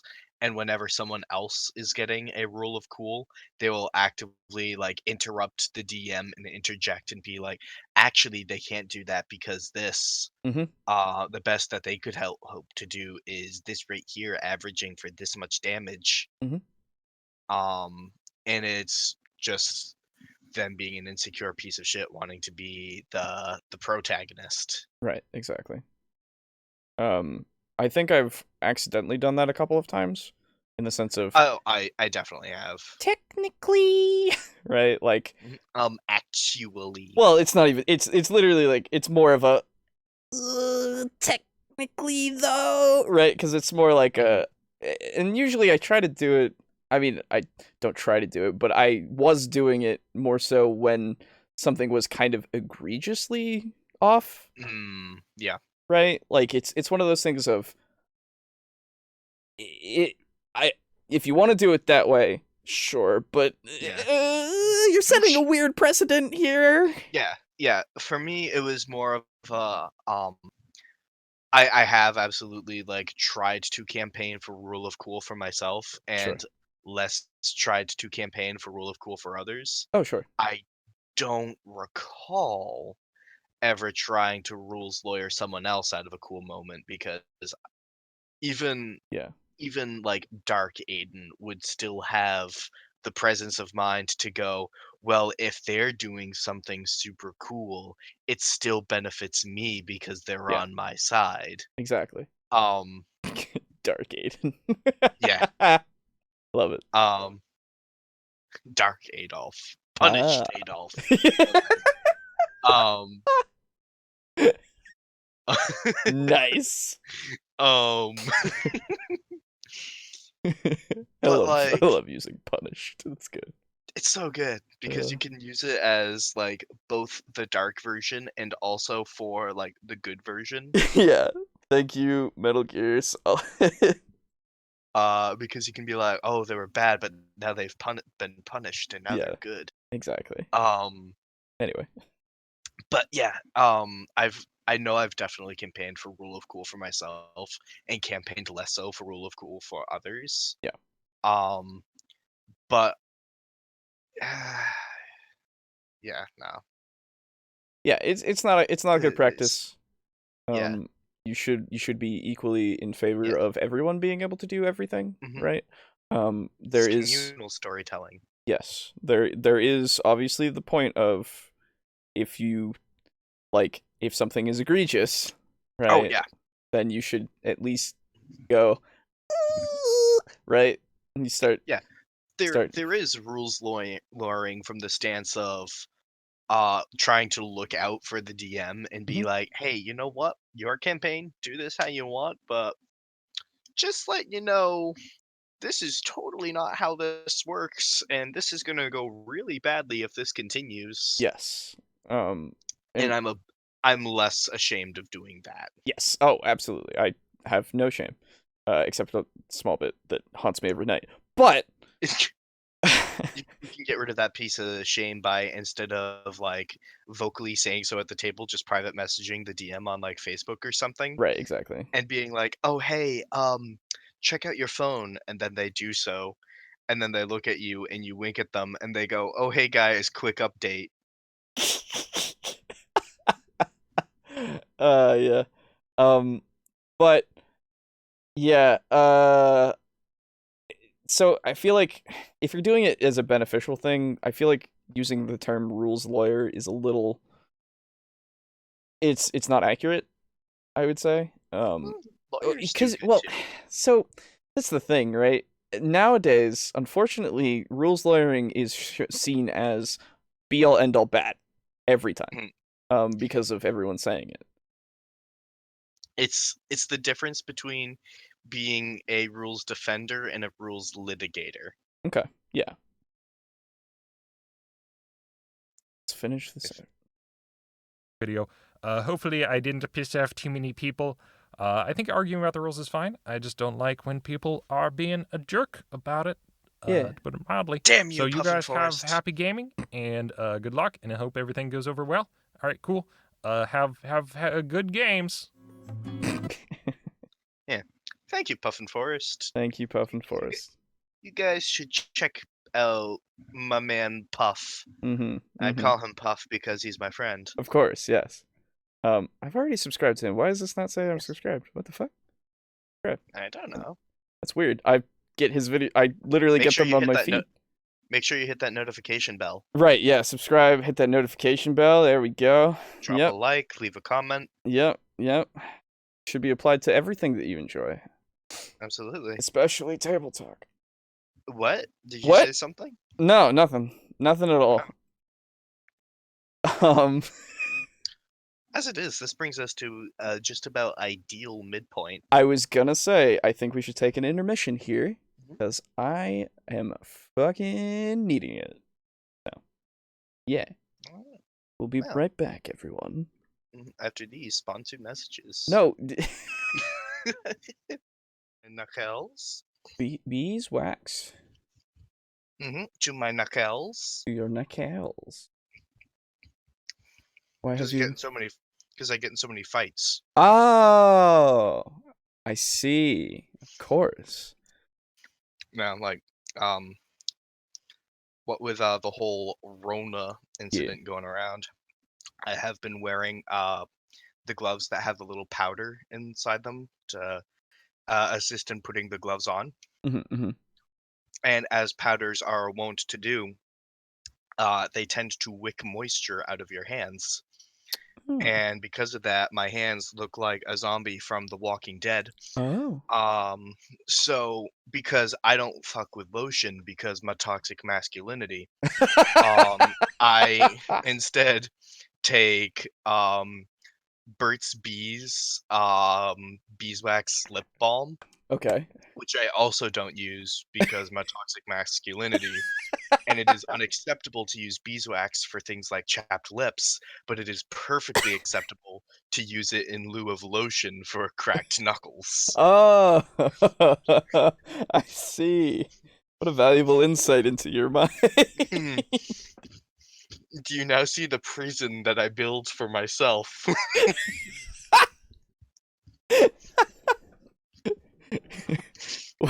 Why am I stuck inside of this prison of my own design?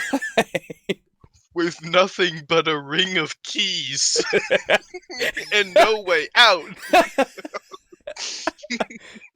The door is locked, and yet I have all of these keys. What will I do? I have no answers, no recourse, only keys. And with the addition of a second Oreo into my mouth, I am refreshed and ready to go. Well, welcome back then. Welcome back. I like Puffin Forest videos. They're good. Yeah. I would be honored to have him on the podcast at some point. Too. I feel like he would not like our content. He would most definitely not. Yeah. Hi, welcome. It's almost like insulting people from episode 1 and onward is a very bad way to make friends. Yeah. Oh well. Not trying to do either of the things. Insult people or make friends. But No. For me, it depends on the content creator. It does. It really does. It depends on the content that I'm viewing. I will give everyone like a baseline amount of respect for their video, and based on the content of their video, that will either go up or down, or sometimes into the negatives. Yeah, exactly. And unfortunately, we've been covering things that put things into the negatives more often than not. And then a rare treat like Puffin Forest or Blaine Simple, or RuneSmith. yeah. XP to level 3 sometimes. We'll have to get a better one from him, but yeah, no, I generally really like XP to level 3's content quite a lot. Yeah, absolutely. He makes some fantastic points, and then there's some videos that are kind of sketchy, but yeah, exactly. Such is life when you have, hundreds of videos, and making videos is your content, is some of them will be misses. Exactly. So, unlike TableTalk. No, because we're always right, or degrees of less right. Exactly. So, in continuing with being right, let us continue with our second topic today. This video is brought to us by How to D&D, and it is called "Why Players Recapping D&D Sessions is Lazy." Now, I know what that title conveys a premise of. It being a negative video of this is a bad thing for you to let your players do. But upon looking into a second video that I decided not to include being DMs who don't do voices are lazy, or something along those lines is the title of it. And watching it, it is actually a video against that kind of an argument. And so I hope that this video is also against this kind of argument of the title. So, first off, opening remarks. Yes. A fantastic thing to do, and granted, I am not a YouTuber. Mhm. But it would seem to me that the best thing to do in a situation like this is to replace the word is with the word aren't. Yes, agreed. Absolutely. And it would seem that setting that as your title is intentionally misleading. Yes, it is clickbait. And yes, and is intellectually dishonest. Yes. I'm not defending it in the sense of the titling of the video. The contents of the video I'm hoping are better than the titling. As the few minutes of the other video that I watched led me to believe. But I also will not go back on my standards of don't make clickbait, make a video that you would be okay with. Title your video based on what your video is. Exactly. Not It's, what it's it, not this. Oh, like, go on. not as something that will force people to click it because they are angry at it, right? Because I did Yes. that. That's why it's here. Mhm. I did that because I was like, what the fuck do you mean? You fell for one of the classic blunders, you fool. Well, that's because most of the D&D videos that have these are actually like that. Mhm. They don't lie to. Well, I'm not Mhm. gonna finish that. Mhm. I will say, if you view my respect as like a positive 100 to a negative 100, I give every video I watch a baseline 10 to start with. Mhm. And this right here doesn't bring it down to 0, and it doesn't bring it down to the negatives, but it does go from like a 10 to like a 3. Yeah, that's fair enough. I hope it is a good video and that I am less right. Yes, I hope that we can add this channel to the ranks of that's pretty good, Mhm. right? Because we've been doing that, which is nice. I would like to see a lot more of officially endorsed channels that you can go to TableTalk to as like a travel guide. Yes, it would be nice. It would be nice to have actual standards of quality set that we can actually have here. Our list, our guide that will mean nothing to anyone else. View us as your AAA of tabletop RPGs. Exactly. By the way, side note, upon just skimming at 4 a.m. because I can't sleep, and looking for titles to like just check the first few minutes of, there's a lot of campaigns. There's a lot more campaigns than there are like D&D videos, which worries me. Cause I don't I don't want to run out of new channels to look into, right? Yeah. Cause it's Do you mean to tell me that someday we'll have to stand on our own 2 feet for content? Well, no, it's not just that. It's not just that, first off. Second off, no, never.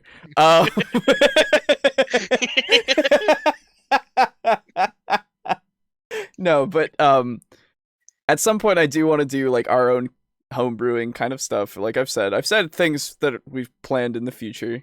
But what I'm basically saying is I don't want to go back to Cody so soon. You know, like that's where I'm at. I don't want to go back to things that we've already covered yet, right? Think about it this way, Alejo. We're already a podcast. We're already on the bottom rung of the totem pole in terms of content. So I know. It's only uphill from here No, and into more valid forms of media. I know. But started from the bottom. Quite literally. But I've seen uploads that come from that channel that I'm like, oh, I want to talk about it. Oh, I want to look at them. But at the same time, over here, also going, oh, it's too soon. It's too soon. can't yet. It's like the picture of Mo from The Simpsons looking at the news, and he's like, "Not today, old friend." Yeah, exactly. I Anyway. would love to replace that Mo's face with your user icon, and then the news with the Taking 20 logo. Logo. Yeah, yeah, yeah. It's not today, old friend. That's a day old friend. But yes, we've put it off enough. Let's listen to this video. Hi, welcome to How to D&D. My name is Fred Wheeler, and today I want to talk about Dungeons and Dragons.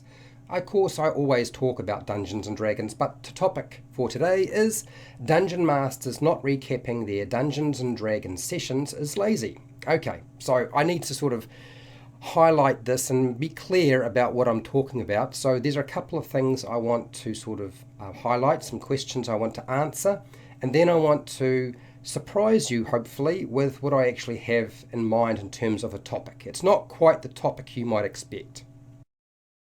What? Wait. Sorry, I forgot about this. So the topic of the video is not the title of the video? Okay. Is that what you're saying to me? Oh, I don't. The gauge is like kind of shaking. Yeah, yee.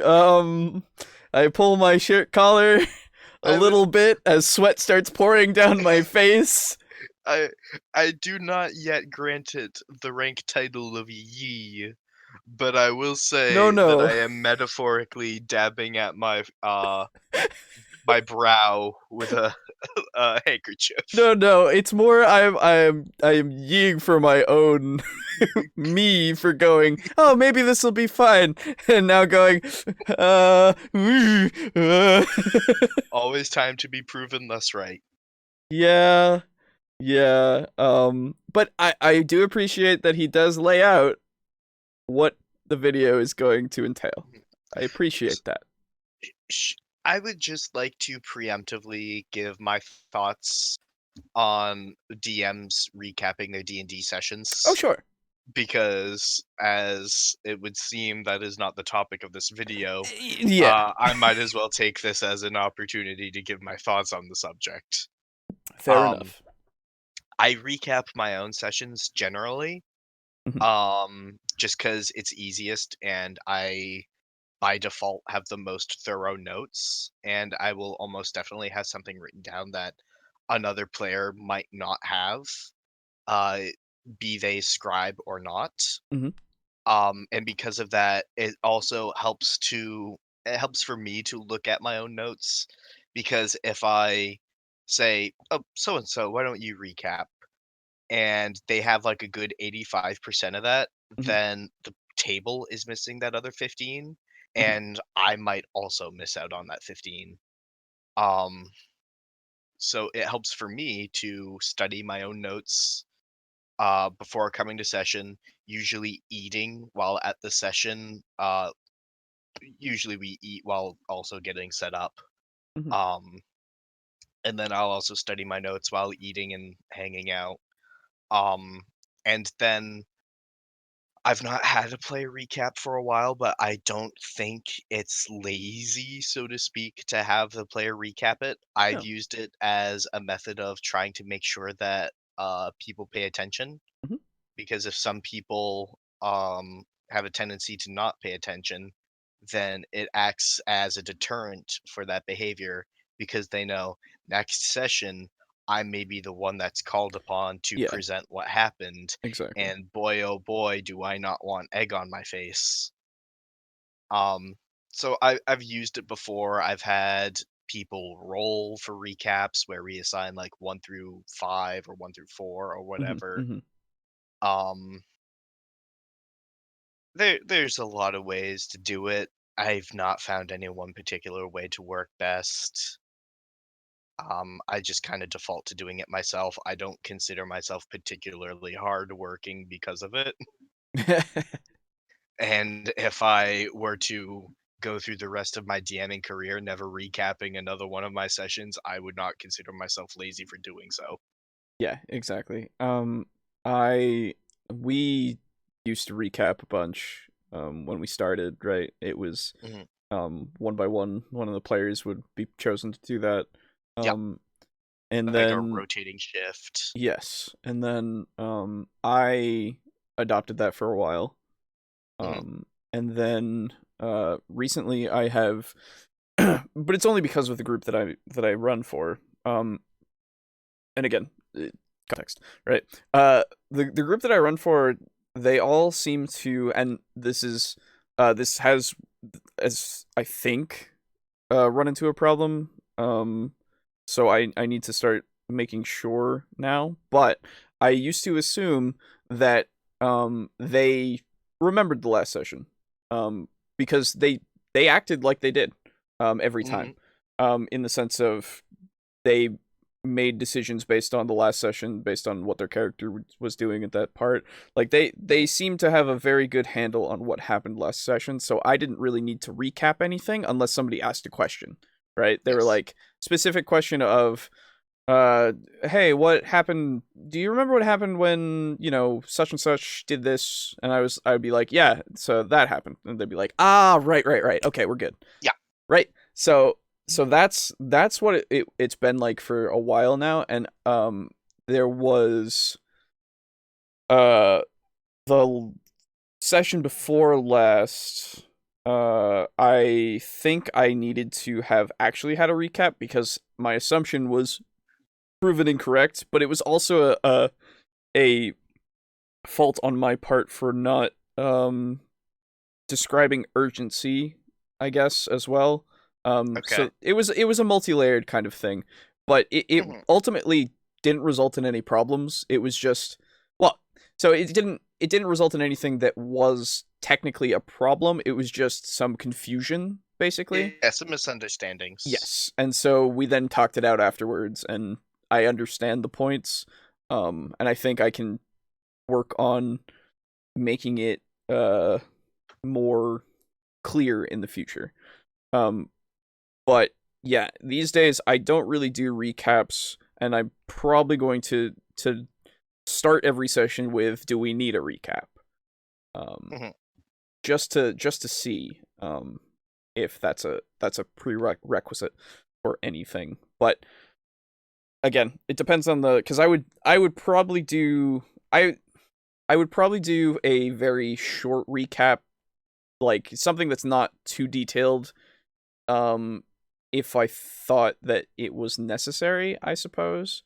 But I don't know. It again depends how I would want to do it in that situation. Yeah. For me, it's, I guess, part of my starting ritual, I guess. It helps get me into the mindset. Yeah. But what I will just do is, over the course of a session, I'll just like jot something down real quick in my notes, bullet point style. And if my laptop would turn on. Of course, I saw it was low battery, and then the screen went dark as I walked across the room. Yeah. All right, well, and now you get to see how inconsistent I am with my note-taking. I also have paper copies. Hey. Based on which session it is, I may have a paper or an electronic copy. and it is a coin toss as to which one it is. So going into, I have something from June of last year. Okay. Day starts, day drinking while Gurman works, arm wrestling with Ugdar. Oh, that's this session. Arm wrestling with Ugdars, bar fight, window broken by Gurman laughing maniacally, oil thrown by Astav with intention of slipping Ugdars, fire started by Gurman, Ugdars escapes, People flee. Torque chases while invisible. Finds/trips Ugdas. Astev draws outline. Guards take his money. Trial with Zone of Truth. Gurman given to Lucia. Gurman loses 1,340 gold. Mhm. Gurman earns 1 gold coin back. Night drinking. Gurman sent to Pocket Dimension. Gurman pantsless. Lucia lectures Gurman. Torque buries Gork. Gork was a goldfish. Okay. Gurman, Lucia take to Soren Lower Close out for lunch. Torque follows Astev drinks. Return to Gilded Mare. Lucia trains with Torque. Yeah. That's a session. Nice. I'm lazy. I'll admit it. But my note taking usually only comes into play if something important has happened, in the sense of something that I will need to remember. Or if a new thing has been asked that I didn't think about before, and so I should probably write it down so that I don't forget it, or just have that to refer to. Like naming somebody, right? Oh yeah, no. Yeah, there are so many names. I've had to make so many names impromptu the past few sessions. Yeah, because they're like, I want to talk to this person over here, and I'm like, fuck. I don't. So I should probably think about like a name before they talk. Like if they're like, I'm gonna go talk to this person, I should probably think of a name. But I usually, it's not until they go, well, what's your name, sir, or what's your name, ma'am, that I'm like, I'll be doing that in front of them. That's exactly what I did last session with they were talking to fishmongers. Yeah. Because they wanted to buy a bunch of fish to bribe some dreg. Yeah. Into harvesting excess carapaces because it's dreg molting season right now. Okay. Where they go from land animals to more like squid people in the ocean. Yeah. And dreg wax is worth a lot, so the spell sword was like, I can talk to the dreg. I'm going to see if I can get into their cave and they'll let me clean up in return for a couple carts worth of fish. And he went to talk to the fishmongers, and every single one of those fishmongers' names was made up on the spot. With the notable example of a homeless Argonian by the name of Beetle. Nice. And they're like, oh yeah, there's who else can I talk to? And I'm like, there's yeah, exactly. Beetle. And they're like, you made that up right now, didn't you, you fucker? And I'm like, He's a homeless Argonian who swims to collect the fish that are dropped and then sells them out of a basket. And then now they're like, we want to talk to Beetle. And I'm like, God damn it. Of course they want to talk to Beetle. Of course they do. There's no way they couldn't. No, I'm that hybrid of most of, like, I have the framework of my world, and then once things started getting into specifics, that's when I go, right, and then I'll do that on the spot because, like, I mean, it's not gonna take that long. 1, 2, we also get like some talking about like how things are set up that I just wouldn't have thought about because I'm not smart.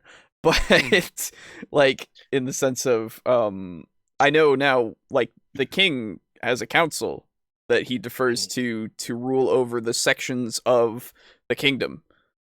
And I never thought about that before. And then they have their own lords that they appoint, and I'm like, oh, yeah, that's how this works. Cool, because that makes sense to me. Sick.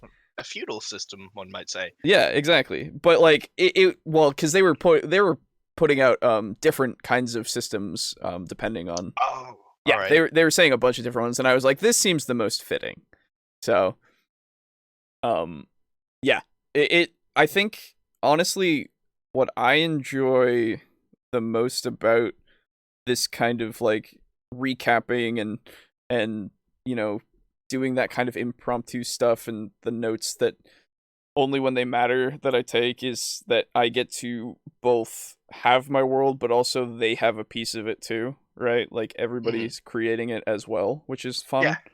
One of the party's favorite NPCs is Master of Enchanting at the Mages Guild. His name is Nice. Charlie Thompson. Nice. And whereas everyone else is like Matthias Singlehook or Eckhart Right. or like Jan Simmelmere or something like that. Yeah.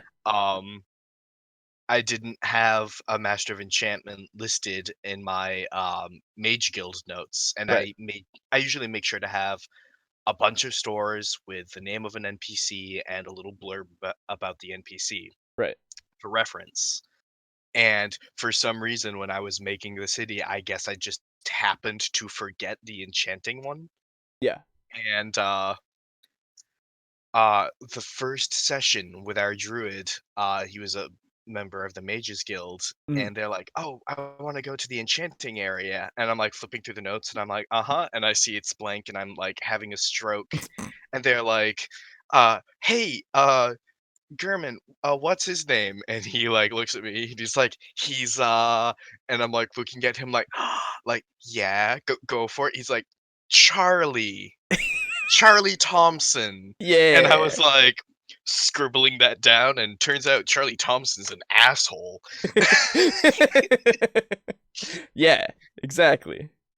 And now they're like, "Oh, dude, I can't wait to fuck over Charlie." And I'm like, "You go for it." Yeah, exactly. I love that shit. I really do. I think honestly making it more of a cooperative world in that sense, or yeah, cooperative in the sense of making it world in is so much more fun because then they get invested in that kind of stuff Mhm, way easier, way more. mhm. Um Yeah, but there was a rod of Dominate Person that they had stolen from one of Malnox's lairs. mhm, And because there's an enchanted item, they're like, "I have nothing to do with this. And mhm. if Malnox scries for this item, I don't want to be the poor sucker holding it." So they Yeah. sold it to Charlie. And Charlie took it, and while he was like um examining it to see Oh, whether or fuck. not he wanted to buy it, he then used it on them to try to get a lower amount of what he had to pay for it. Nice. And they're like, "That fucking asshole." Well, that's Charlie. Um uh sure sucks that when Malnox drops a nuke on this city, Charlie's gonna be at the epicenter, but and when they went to the party that was filled with a bunch of nobles, I described an ebony cane with a silver handle and a silver point. Mhm. And they're like, "That's the fucking cane." It's Charlie. And now the cane is back in their possession, and they're like, "Oh, what are we gonna do with this to fuck over Charlie?" Yeah, nice.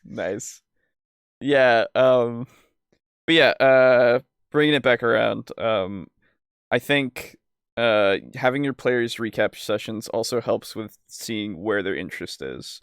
Yes. Very Oh much yeah, so, in the sense that's of a really like good point. what do they focus on? Hmm. Because then you know what that player is going to focus on, like what their character Hmm. will, because they may be playing a character, but the notes that they take and how they describe the thing is how that character is seeing the world. Hmm. Um, Hmm.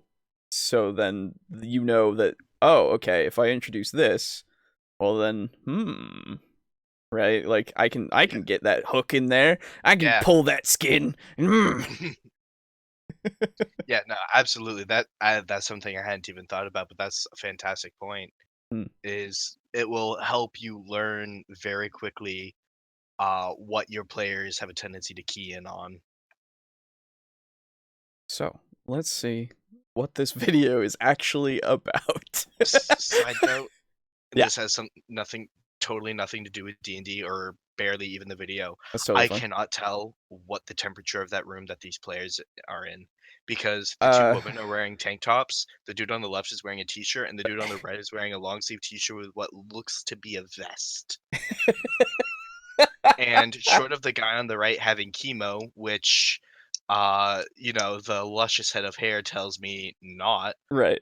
um I can't understand what temperature the room that they're in is. I It's like I one of the girls in the middle also has a glove, and Oh yeah, two. it Yeah. also looks like there's fucking cheese puffs on that dude's character sheet. Yes, there are. Oh my god. And like that oil's gonna wick into that character sheet, man. What You are might you as well doing? just use a PDF.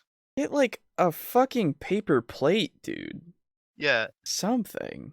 with not a single like D8 to be seen. You better not touch your book after you eat those fucking cheese puffs, dude. Oh wait, no, there's one. I'll be pissed. Yeah. But I But don't know, yeah, man. I don't know what's going on in this room, and I don't like it.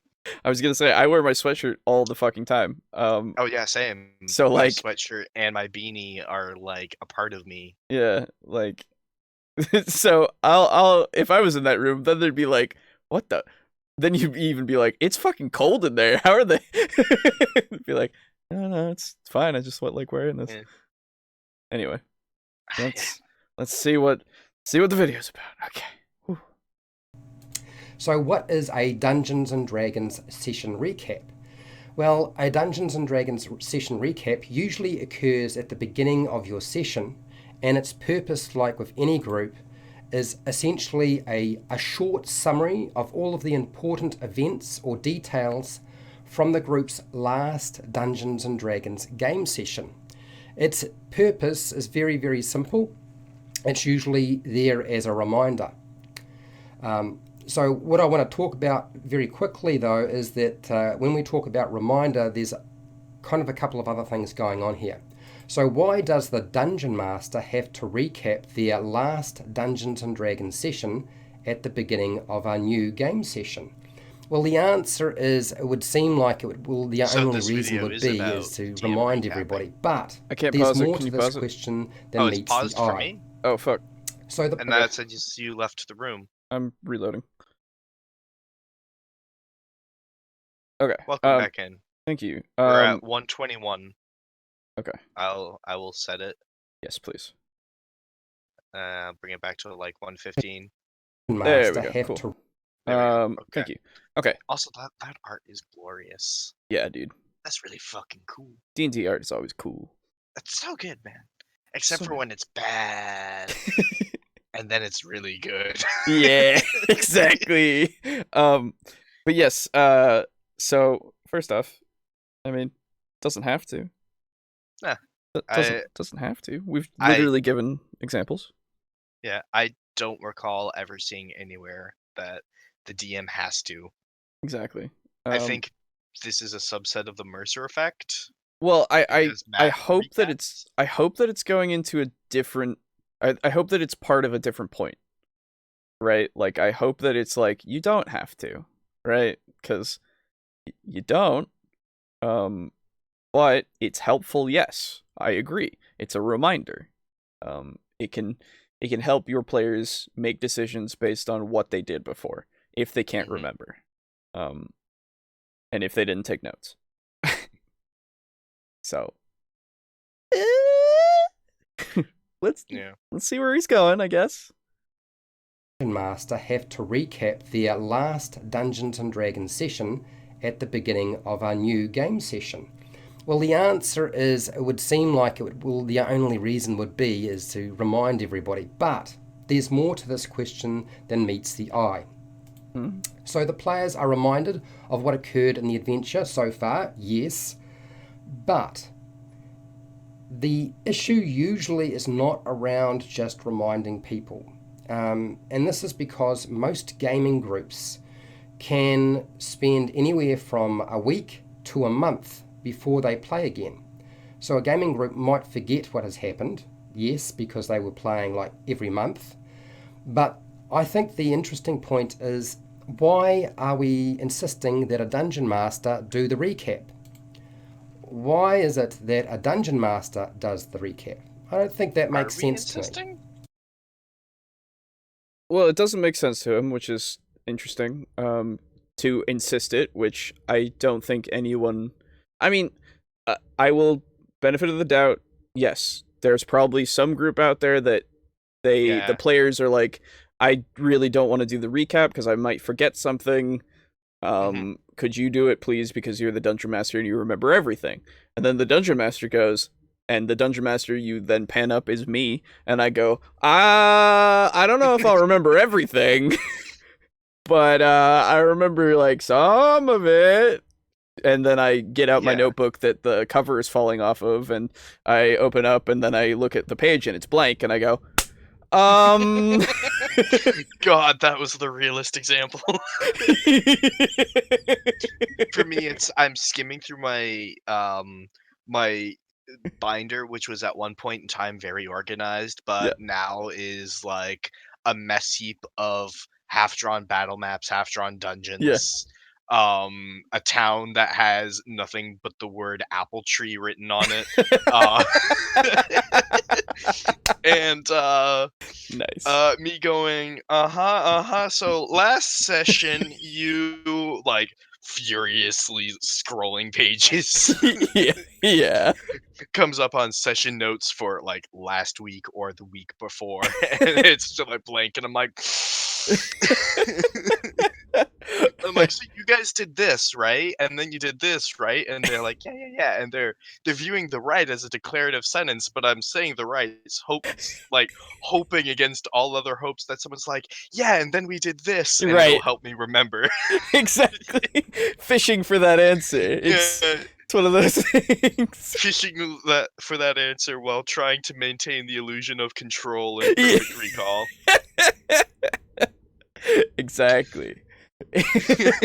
While at the same time feeling the facade slip away. And hiding slowly down Yeah. behind the screen so that they can't see your facial expressions of I am- horror. I am the Wizard of Oz, but the curtain railing has broken long ago, and all I have left is a stapler and hope. Exactly, dude. So so yeah, insisting is a strange way to put it, because I assume, yes, there is some group that does that. But I don't know if most groups do. Yeah. I could understand it as a division of labor sort of thing, Yeah. where it's like the DM does this, the players do this. Like Yeah. the DM always recaps, and the players always buy the DM's supper for that evening. Right, yeah. Something like that seems like a fair trade. Yeah. So yeah, I don't know. Your mileage may vary. Do what works best for your group. Exactly. I've been bribed by by my group going, "Hey, so I know, like, we said that we would just play like board games and like hang out together, but like we really, really want to play. And so if we like go out and we get you chips and soda and like food, you'll have to at run the least- session, right?" And I'm like, Yeah. "Well, I mean, yeah, I guess." And they go, "Yeah!" And then they immediately get in their car and they leave me there. And I'm like, all right. I know for certain that I have bribed you with Domino's pizza before. Yeah. Like, Alejo, if I get you a personal pizza, like, what would you think about maybe holding a shopping session? Like, I do really want a pizza. Yeah, all right. Hey, it'd be a good chance for everyone to spend their hard-earned gold. Yeah. So personally, I don't think the Dungeon Master needs to do the recap, Okay, but good. players could instead, for a number of reasons, do the recap themselves. And I think this is probably the most useful to you. It's going to certainly save you a lot of time, but the benefits are numerous. And I have 9 key points I want to go over that I think you will find interesting. Okay, so the first one, the most obvious, and that is that it's less work for the Dungeon Master, so they can sort of sit back and relax and enjoy themselves, have a drink, have a snack, while the players recount what they remember. Okay. I mean, it's not You can it's do not, that. It's not a make or break thing. Yeah. It's a point. It is a point. I will give you, it is a point. I don't know about how valid it is, because maybe the Dungeon Master is a control freak, who really wants to do the recaps and wants to make sure that everybody remembers what's going on. Mhm. Or my example of that party that really doesn't want to do the recap. I mean, I agree that yes, this is an option. I feel like the players should be willing, at least, to maybe entertain the notion. But Yeah, I mean, nothing wrong with it. Yeah. It's just, I don't know. I would generally, I would hope that while everyone is maybe perhaps getting a drink, having a snack, maybe having supper, while everyone is also like getting set up for the session, um, that if the DM happens to be the last one to finish, that he says, "Oh, hey, so and so, do you mind while I finish this pizza slice doing the recap?" Right. And that wouldn't be considered too egregious. No, that'd be fine. Um, but I don't know. It's one of Man. those things. This is it's a point. I yeah, no, it is definitely one of many scenarios that can happen. Mm-hmm. Which, of course, is the whole point, right? Number 2 is it's the lazy option, which is always the point of these types of videos. I have a series on lazy dungeon mastering, and the whole point is to be lazy and do less work. So that's another point. Number 3 is Okay, wait. What do you mean? Okay, so Maybe he's putting out a series of videos to make DMing easier and less intensive. I hope so. I guess so that you can enjoy yourself more. That would be cool. But the just scrolling by this point, I hope you elaborate a bit because I don't know if people like to be called lazy. Hmm. It's usually looked as a negative term. I will call myself lazy, but that's because I self-deprecate. Yeah. Right? Like I typically don't go on YouTube and go, "Oh man, this campaign is too much work." Instead of, I don't know, maybe taking a week off so I can use that extra time to better develop the campaign. I'm instead going to go to that youtube.com search bar and say ways that I can be a lazy DM. yeah, that's a weird precedent to set. Because I don't think any DM is lazy. Really. No. I would say that there are lazy DMs. I would say I'm probably one of them. Well, see, because the thing is, everyone puts some amount of work into it. Yeah. There is some amount of work going in of like getting the stats together, getting, I don't know, an encounter together. Oh no, it's an intensive process. Yeah, Like, for so sure. I don't think anyone's like classified as lazy for DMing because they are quite literally spearheading the whole thing. Mm. So I don't know if you can be considered lazy. That's a very interesting way to look at it. Like, yes, you could do less work than another one, but I don't know if it's one of those things of you do as much work, you'll get as much as you put in, I suppose, is how I'll put it. And there's no right or wrong answer in terms of how much work you put in, except for Well, there's a right answer. It's the one that we give. right, but the wrong answer would be to not put in any effort at all and not even fucking run the thing, I suppose.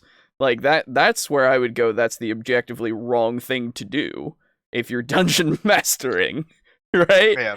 When you go, I'm gonna DM, and then the next session you show up with nothing, and then everybody goes, "Well, aren't you DMing?" And then you go, "Nah." Like, at that point, I'd be like, "Yeah, you're a fucking lazy ass piece of shit." Well, I mean, you can prep nothing if, like, I mean, of course, if you've had stuff prepped for the last few weeks, or if you're like, I'm currently in a situation now where I'm like, there's multiple ways that this could go, Mm-hmm. and without knowing which way the party is leaning, I have no way to reliably prepare. Oh, As yeah. such, like, I know that for the next session or maybe two, I'm not going to be able to prepare anything, and I'm just going to be running off of the world that I have established Yeah, and exactly. wait for them to explore something, and then I'll go, okay, now I can make a quest line. Right. Yeah. No, my point is if you're the DM and you just don't do anything, right? Like you just you don't even like improv it, you just kind of just don't do anything. Then you're just not even yeah. DMing. Okay, right? yeah, no, that's not DMing. Exactly. That's not Yeah. that is the worst. That is lazy, that is nothing, right? Like you're not being the DM at all. Can I talk to the bartender? There's no bar. Right, exactly. Like you're just kind of stonewalling everything just because you said you would do something and then you don't. Cuz again, I don't prep much at all before my sessions because one, I'm lazy. But like in real life I procrastinate fucking loads. Yeah. Um I know the feel. yeah, and so like I will just kind of go in and just kind of use what I've already made, which I mean, I did that like 2 years now ago, in a like fevered state of no internet and I couldn't sleep, and just wrote shit. So I'll use that and then just improv the rest, which is also a lot of work. Yeah. So again, unless you're just not doing anything and just stonewalling the entire thing, I don't think you can be lazy, like considered lazy. I don't know. It comes down to the definition of it comes down to the definition of how you want to consider lazy. Well, Because you can be lazy for a DM, which Yeah. means you're still putting in a significant amount of work. right. Or you can just be lazy in general, which means your campaign will fall apart. Yeah. Well, that's the thing, because the standard isn't there. Right? Yeah, like there's a threshold. there's a basically. threshold. Exactly. So I don't think you can be lazy. You can't compare one DM to another. In a sense, you can. Fucking I- watch me. So you can, but I don't know. It's strange to then go. It's really hard to make this point, I guess. I wouldn't call someone lazy for DMing if they did less work than I did. Mhm. Right? I wouldn't call myself lazy as a DM for doing less work than someone else. I don't know if it's correct to apply that word. I would just say I don't need to look up definition of lazy. Is it's just unwilling to work or use energy. And then what other definitions are there? I would also, while you are reading up on definitions, I would Yeah. also like to throw out. Yeah. There is also, it is not the same thing to be lazy as a DM versus creatively uninspired. At least personally, I hold my sessions on Sunday, Mhm. and if I try to do any prep work for my campaign Monday through Saturday, Mhm. it's like trying to squeeze water from an empty well. I'm not going to get anything. I know But that feel. there's something about Sunday afternoon, like 4 hours before the session starts, where like ideas start flowing into my head and I'm like, oh man, this is so good. Okay, and then I can do this. Mhm. And Yeah. like I'll look at like the scrawled quest line of what I wanted to do, and I'm like, no, that's stupid. I've got to fix this right now, and like it becomes a totally different beast. Oh, sure. Um, and then I'm like arriving at the session, and like we're eating food, and I'm still scrawling notes for like stat blocks. Yeah, I'm there too. I understand that. I don't know. It's just using the word lazy is just strange to me. I don't know if I would use lazy. I think that's just me.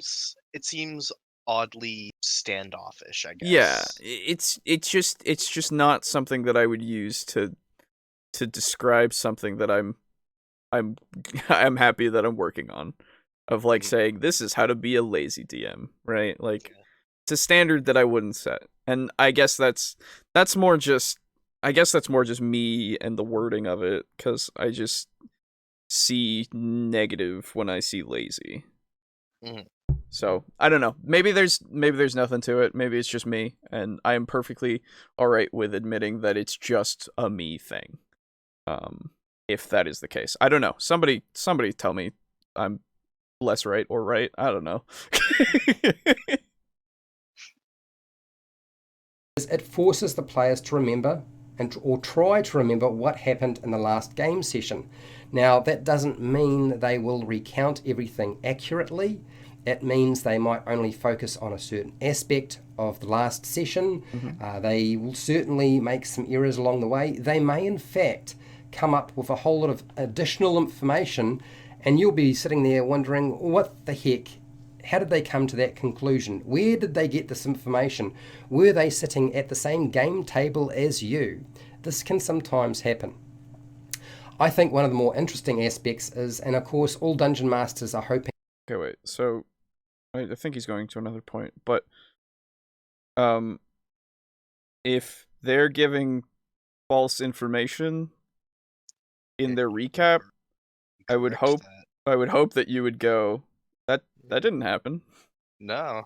Right? Like I've had that happen where someone misinterpreted something and I'm like, actually it was this, and they're like, that's not what I have in my notes, and I'm like, yeah, but it's what I have in mine.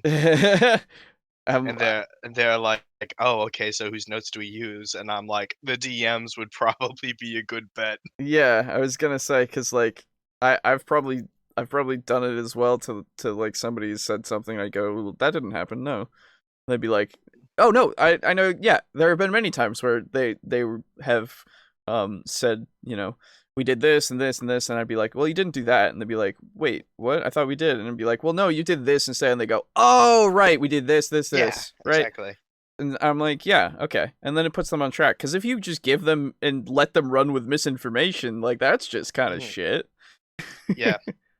One of the things that I choose to do is, if a player does do the recap, Yeah. I will let them have their say of, like, say they get 75% of the bullet points. I'll let them go through it and I'll say, yep, and then just also to add a few things, and then I'll list that other 25%. Sure. And then that ensures for me that the players are paying attention because they know that they may get called on.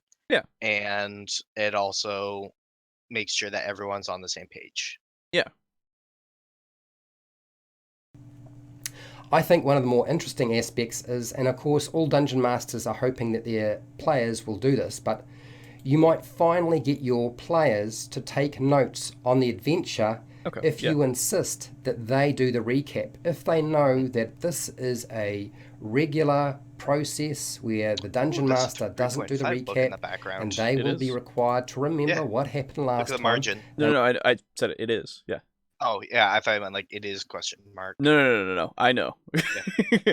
Yeah. I was going to say, it's very distinct. No, yeah, exactly. I know a 3.5 book when I see it. Yeah. It's some good stuff. Yeah. One would hope that, I mean, they would pay attention to the campaign, because they're interested and invested. Yeah, I was gonna say. But, of course, you can always provide supplemental motivation of the fear of getting called the fuck out. Yeah. You're like, well, you know. Are you telling me your players are motivated by fear? Hey, you know, there is a quote from my druid that would be very relevant for this. Oh. And I don't want to butcher it. Okay. Hold on. All right. This is That's exciting. page 1.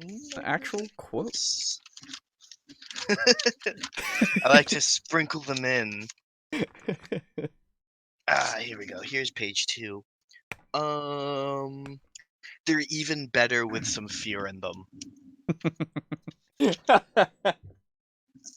Yeah, fair enough. Might actually get a notepad and a pen or a pencil and take down a few notes so they know what's going on. So you don't have to tell them everything because, of course, they've got a memory like a fish and it all just falls straight through the void while everything else is passing through between those ears. Number 5 is a dungeon master can tell what players are remembering from session to session. So there can often be a pattern in terms of what a player will remember, and that will actually show up to a dungeon master if they insist that the players recount what took place. Often some players, if they're into combat, will only recount or talk about the combats and battles they had. If there are players who are more focused on something like the social interactions or exploration, those might be the things they recount. And you can actually use that to determine if a player has a particular game style. So it's actually really useful information. I've done a video on Dungeons and Dragons player styles already, so you're welcome to go and check that out. But this allows you to actually find out what that style is without directly sort of asking them some sort of survey question and trying to pick it out that way. Totally agreed. Yeah, absolutely. I'm still these are points on the recapping, but I'm still confused, I guess, on the point of laziness. Is this lazy or not? Like I assume it's not. It feels to me like you're just summarizing how recapping works in D&D because you don't have a strong opinion on whether or not a DM recapping is lazy or not. Right. And it would seem to me that that's because you know that it has no real actual bearing.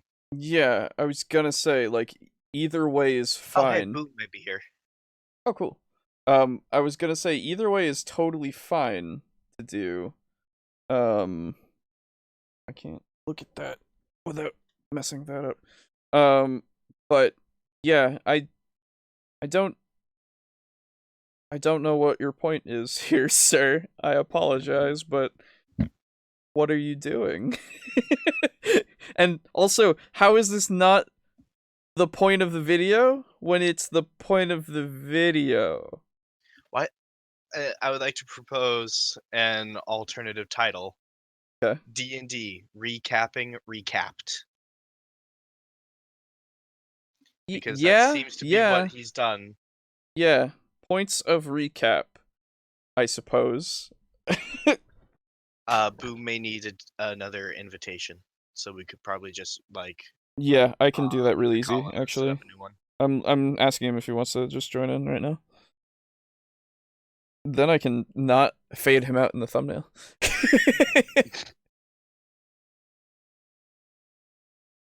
Depends. I mean, he might have had a long day. But I just have questions. Okay. Okay. No worries. Fucking Boo, you're not butting in. You're one of the hosts. Yeah, Jesus fucking Christ. Whatever. We'll force him in here. No. But yeah. Let's see. What was I gonna say? Yeah. So let's continue. It's going to indicate to the dungeon master the player's interests, as I said before, but sometimes players will recount what took place, but those aren't necessarily the things that interest them. What you will find when players do a recap themselves is they will usually spend slightly more time talking about the aspects of the game they like. So even though they might say, oh, we had a combat with some goblins, that's all they say, but then they go into quite a lot of detail around maybe the exploration of a dungeon or a castle. That's a bit different. That means their interest was in that area of the gameplay rather than something else. So another way of sort of dissecting what players are really interested in, which is why I use this technique consistently now. Dungeon Masters can use it to check players' understanding of what is going on in the adventure beyond the obvious. So players, as they're playing through your adventure, will read between the lines. They'll try to make deductions, do some analysis, assessment of the situation, and sometimes they will reveal during their recap that they're doing for the Dungeon Master what they have sort of concluded from the adventure. And that is actually really interesting information and useful to a Dungeon Master, because what it does is it allows a Dungeon Master to take the next step, and that is you can check a player and see if they have errors in details, events, in the goal of the adventure, or any deductions that they have come up with. Now, you can correct those, but you don't have to. Sometimes it's actually more interesting to let players go down a track that actually takes them in a direction that doesn't make sense. Even though they have obviously come to the wrong conclusion, there is nowhere saying that you have to put the players back on track. If you are capable of allowing them to go off the rails a little bit, or take a diversion or a side quest, or allow them to make mistakes along the way, you don't have to correct mistakes that they have concluded. It might be that they have come up with an event in their mind and their idea of what took place in that event is actually incorrect. It might be because you didn't describe the situation correctly, or it might be that their processing between what you were saying and between them chatting with somebody beside them or playing on their phone sort of messed up what they actually remembered. Now, I've seen this happen many times before, so it's bound to be something that you'll come up at your table as well. Absolutely. Yes. There's a difference between them getting something blatantly wrong and them coming to the wrong conclusion. In the sense of, right, like they just recount that they did something that they didn't do, or they're, like he said, kind of piecing it together, and they think that this is what's happening, so that the character thinks this is what's happening, because of the information that you've given them, which then can lead them on a whole different kind of misadventure, which can just be another part of the story. So it's important to distinguish when they need that guidance of, no, you're misremembering something, or when they're just concluding something, and then you go, yeah, if that's what you think, right? Because I do that all the time, right? Like, I'm just like, hey, my drow character, my drow player is like, I'm gonna pray to my god and use augury and see what's going on. And then, because I gave them a bad feeling in the morning, and they were like, okay, so I'm going to do this, and then I'm going to ask them a question, and, I got a wheel and a woe, which means both good and bad. And they're just like, okay, so I have to do this and this. And I'm like, yeah, sure, I guess.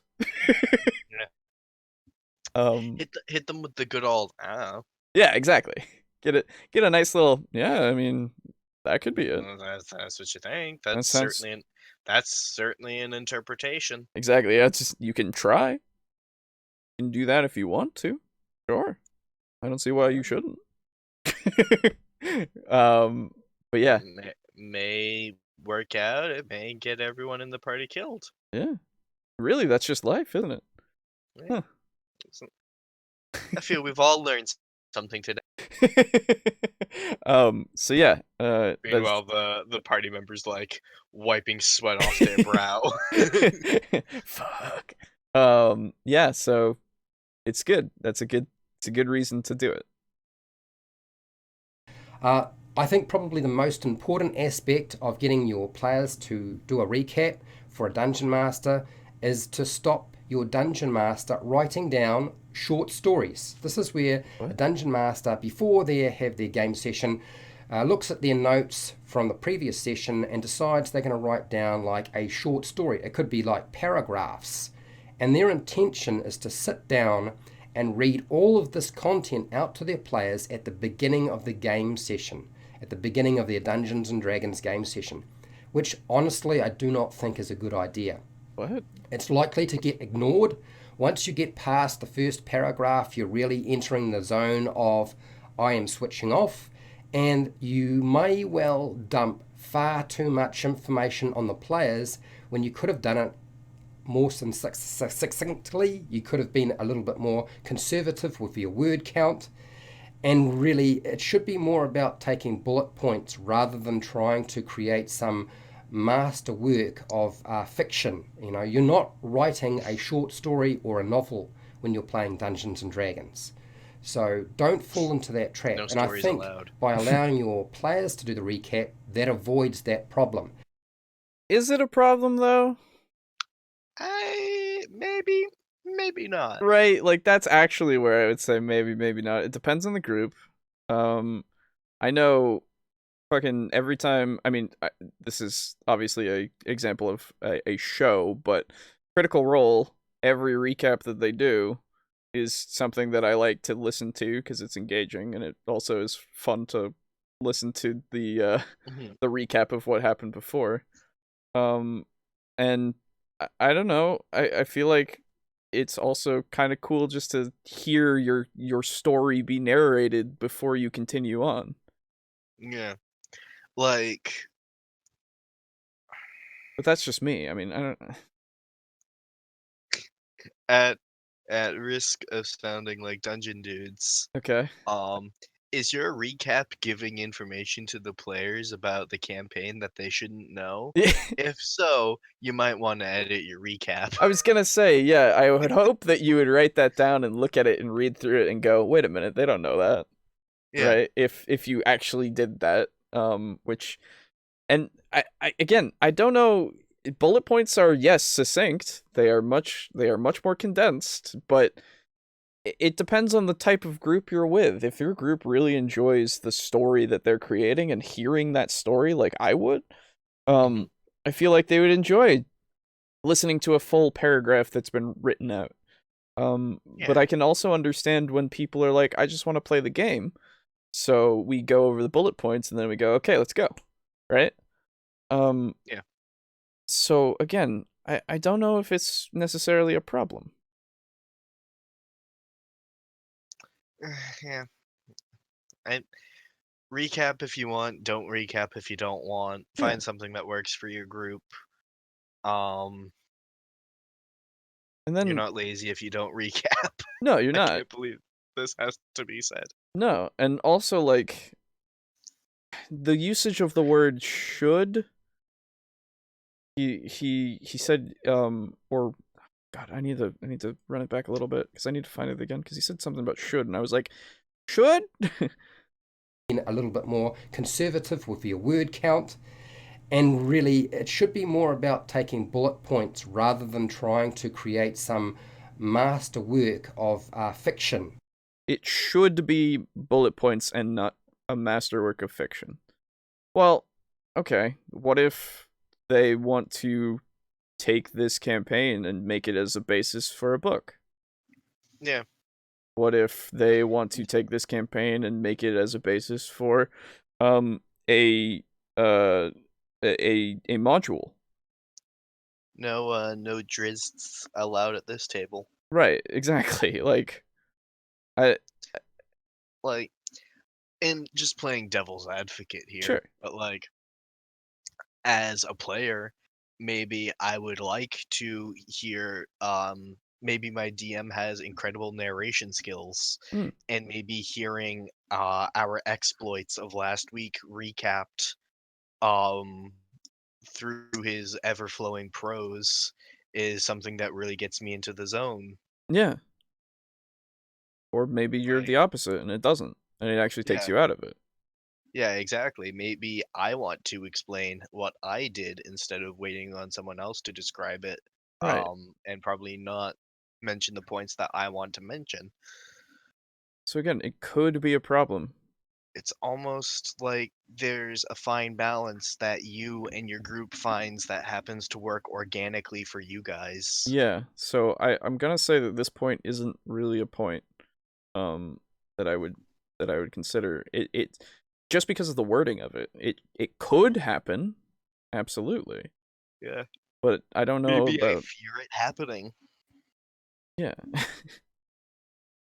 You know, you're not writing a short story or a novel. By Yeah. allowing your players to do the recap, that avoids that problem. There are, of course, dungeon masters who feel like this is a huge and important aspect to their game and that they must be doing this, and that anybody saying that they shouldn't is a bad thing. That's fine. You run your game the way you want. I am Oh, giving you advice All to right. make your life easier, not harder. but does it? I mean, okay, so this is advice to make it easier. That's your point? I I don't know. What I if? think I think I think I think I'm getting a grasp on this guy's inspiration, his muse, so to Yeah. speak. Okay. So, what he's trying to do is he's trying to help DMs who are trapped by their mind goblins telling them that they have Ah. to recap the session. Okay. And because people crave confirmation on the bad parts about themselves, he's banking on DMs finding this video titled "Why Players Recapping D&D Sessions is Lazy," because DMs who want to like focus and hone in Hmm. on that fear that they are lazy if they don't recap. Um, and he's like, "Oh, because people will like want to hone in on this, they'll definitely find my video. And then when they start watching my video, I will then bombard them with the facts on why it's not actually a problem. Yeah. And then they will be broken of their mind goblins and set free." I mean, if that is the case, which I mean, it very well could be. I mean, I see no reason why it couldn't be. Yeah. Then But good. I guess. it still seems a very odd way to go about it. Yes. So I'm glad you're. If this is the case, and I will give you the benefit of the doubt that you're trying to help. Then I'm glad you're trying to help. Um, it's just strange. Yeah. If players forget important details or events, this is where, and this is the only problem that you have with this system of running your game. If there is stuff that has been forgotten, it's up to the dungeon master to decide if they fill in the gaps on the past game session. You have that option, you can do that, or you can decide to not do that. It's there, and it's the only issue that I see with regard to getting players to do the recap. Now, I have a rather large series on being a lazy dungeon master, but this was spurned by a particular individual on the internet, Sly Flourish, who has a digital book, and you can also get it printed, I believe, called Return of the Lazy Dungeon Master. It has really good advice. Michael Shaw, I believe it is, and you probably heard of him before, okay? If you've watched these videos, you've probably heard of him before. Okay, so if you're interested in other Wow. videos, Huh. Okay, so I assume then that lazy is being used as relaxed. If so, use the It's being word used as an eye catcher. you. That is not the proper word for what they want, but No, will certainly grab eyes on a bookshelf. exactly. I now having it been explained to me, I understand what you're trying to do here. But literally, if I had seen that, I would have gone, well, I don't want that. Yeah. Like, I would not even look into it. I don't want to be lazy. Fuck that. Yeah. I find making your niche audience people who aspire to be lazy would be kind of shooting yourself in the foot. Yeah, I don't understand why you would use that word. I mean, yes, I understand why, but like no. Like I would hope that you would have some self-awareness, I guess, in a way, something just to go, well, that's a negative looking kind of thing. That's not a good first impression. Yeah. I, I think as far as things go, Mhm. it's not the worst video we've reviewed. No. I definitely don't have a bad opinion of the guy or his No. video. I do find a couple things questionable, Yes. but like, hey, you know what? Who am I to criticize his artistic self-portrayal. A I, consumer like anyone else. yeah, fair enough. Yeah. But yeah. Yeah, I don't know. Is there anything else here? Regarding how to be a lazy dungeon master, I actually have quite a few videos. There's a big playlist now that you're welcome to go and check out if you want to. Mm-hmm. Otherwise, I have hundreds of videos for players and dungeon masters. You can go and find them pretty easy. Okay, yeah. So, I would love to see his lazy players. yeah, videos. if that's a thing, that's interesting. Yes, this is how to D&D. Seems alright. Yeah. Maybe give them a look at with your eye holes and or listen with your ear holes. Exactly. Like, definitely make your own decision on that. I'll maybe look into more of his videos. I don't know. I'm not convinced at the moment. But I'm intrigued, I guess, is the best way to put it. As to what, like, exactly he would be doing for a player, more so. Because being a DM, yeah, you have all these things you can do, and then you can make the workload a little easier. But again, I wouldn't consider you lazy. I'd consider you efficient. Yeah. Working smarter, not harder. You know? Yeah. It's kind of just this weird twilight zone where I can neither decry it nor endorse it. Exactly. Yeah, I don't know. It's eye catching. That's all I can say. It's Yeah. eye catching, and he's got a little bit of a following. He So. certainly succeeded in the point he was trying to make. That point being, look at my video. Yeah, yeah, exactly. So. Yeah. I agree with most of his points. I do too. It's just it's like someone handed me a paper to review, and it was Napoleon Bonaparte and his conquests in Eastern Europe, and it was about the Spanish flu and how like its spreading was actually affected by Napoleon Bonaparte somehow. Yeah, exactly. Or I don't even know the time dates for when the Spanish flu versus I don't Napoleon fucking know. Bonaparte's conquests were, I'm not but smart. like you get the point. Yeah, I get you. Let me actually search this thing really quick. Lazy player.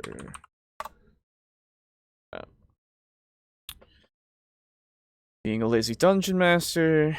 Being a lazy dungeon master. Those are two videos that are exactly the same title. One has 921 views. The other one has 1.6 thousand. Okay. Oh, okay. Um. Do they also have the same thumbnail? Oh, one of them's a stream. Oh, okay. Okay. They have similar thumbnails. But yeah, okay. At Cheat least sheets are lazy. D&D milestones are lazy. See, D&D milestones are lazy, but a live stream. Okay. D&D live streams are lazy. Hey. Yeah, of course. Is reskinning monsters lazy or easy? See, that now I'm confused. Wait. What do you mean?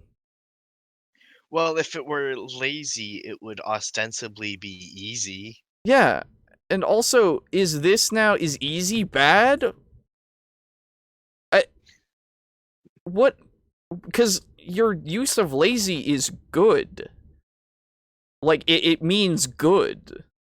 Something beneficial. It reminds me of when I was in high school. I was friends with a Swedish exchange student. Yeah. And I'll never forget there was one day he got the words fun and funny mixed up. Okay.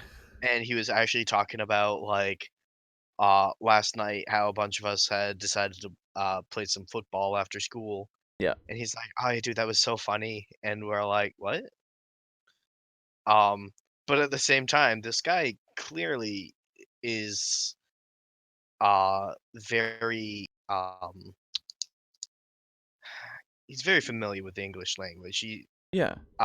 you could convince me that this is his primary language. Yeah. So it leaves me with no choice but to believe that it is intentionally wrong. I don't like that.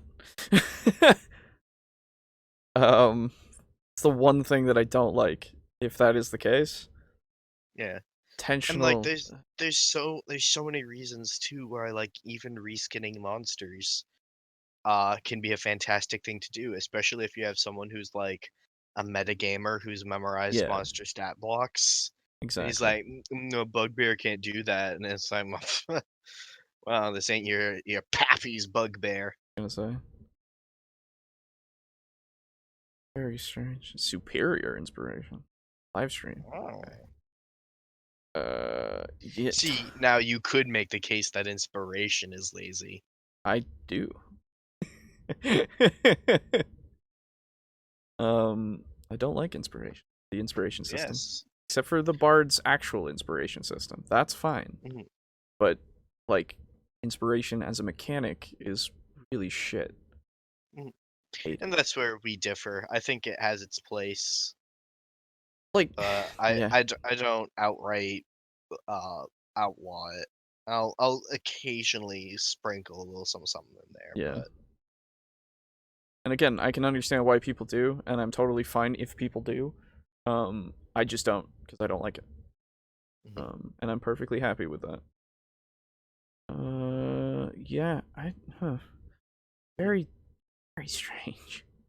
Okay, Soapy Adventures, clever uses of soap in Dungeons and Dragons 5e. Huh. Hmm, Okay. I might Interesting. actually check that one out. Yeah. I'm always a fan of interesting item uses, and I also myself have a few thoughts on soap. Yeah, I actually in the future I was thinking about us doing some of the videos that are like, use these items. Like, oh, okay. Neat. Because it's mundane Yeah, stuff that you can actually repurpose. yeah. Um, I I love using mundane items for creative uses. how to use a bag of flour in Dungeons and Dragons. Hell yeah, to make a bomb. Yeah, yeah. Um, How to use a dead body, a glyph of warding, some nails, and a simple reanimate undead to make a walking bomb. mm-hmm. Yeah, I mean, Chris Perkins' adventure preparation method. Huh? Okay. Yeah. Okay. Well, I think that's all we have for today. I would dare say, oh, that's a baseball.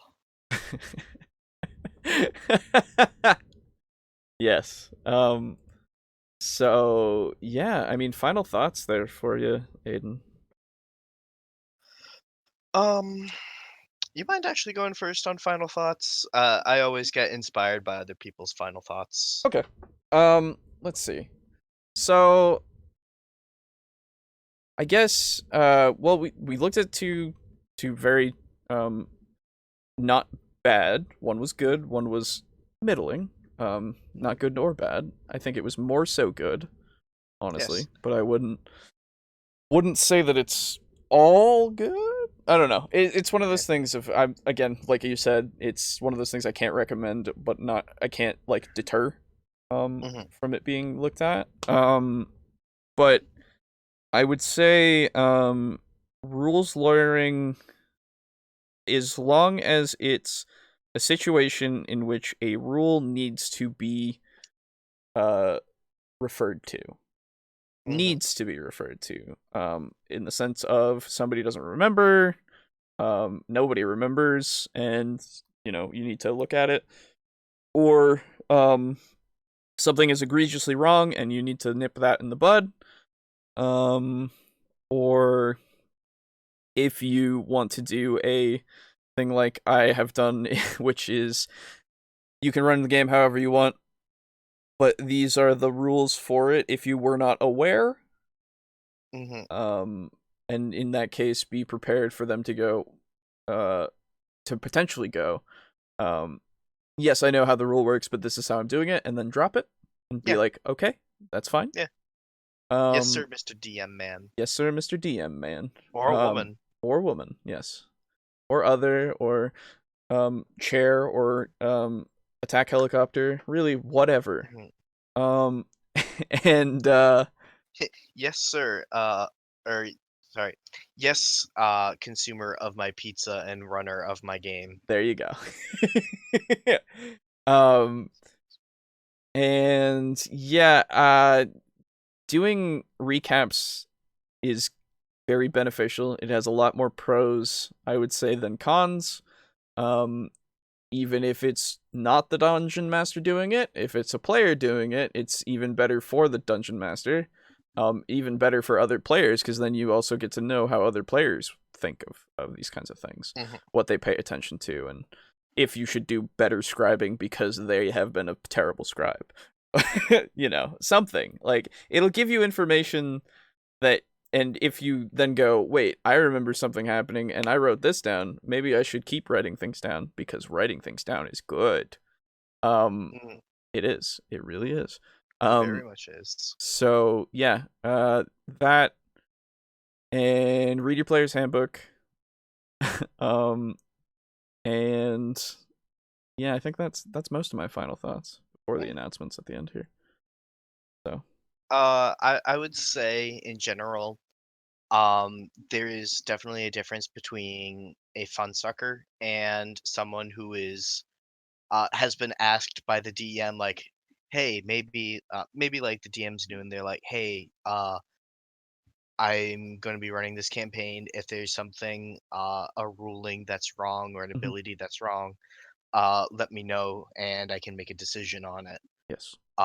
In which case, let them know. But DM, of course, has final say. Don't be the type of person who stops everything so that you can argue and then have a shit fit because you're not getting your way. Whether it works to your advantage or not. Regarding recapping sessions, find something that works organically for your party. Every party is different, so there will be a lot of different ways to get it working. With time, your table will find something that works for you. Um, both videos are pretty good. Check out How to D&D and Puffin Forest. Yes. And in order to get a lot of this information quicker and more organically, and to get the crucial information and our crucial opinions about it, please check out the official TableTalk discussion and discourse Quibi. Oh god damn! Oh no! Fantastic way to have 10-minute At long the videos. very end, at the very fucking end, I was actually unprepared. Fucking hell. Good Give one. us a Good follow one. or a subscribe or whatever that they use. I don't even know. Quibi's weird. And yeah, give us a follow, and we'll from now on be providing official summaries of all of our videos and podcasts. We're not doing that. Oh, yeah, we are, because we're sponsored. Thank No, you, we're Quibi. not. No, we're not. Jesus Christ. No, but for real, thank you for listening to us. Be assholes on the internet as we always are. And remember, this podcast is a video podcast first on YouTube at 4 p.m.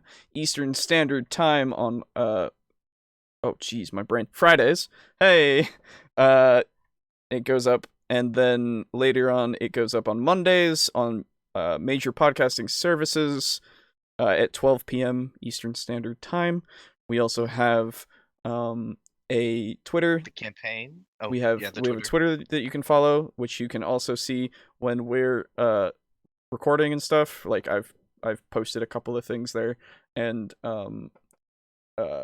little questions and such, and you can also tweet at us about videos that maybe we should cover, as well as we are doing a D&D campaign, Devils and Dice, which I will hopefully have up tomorrow, but you can come to the YouTube channel. It is here on the YouTube channel exclusively first.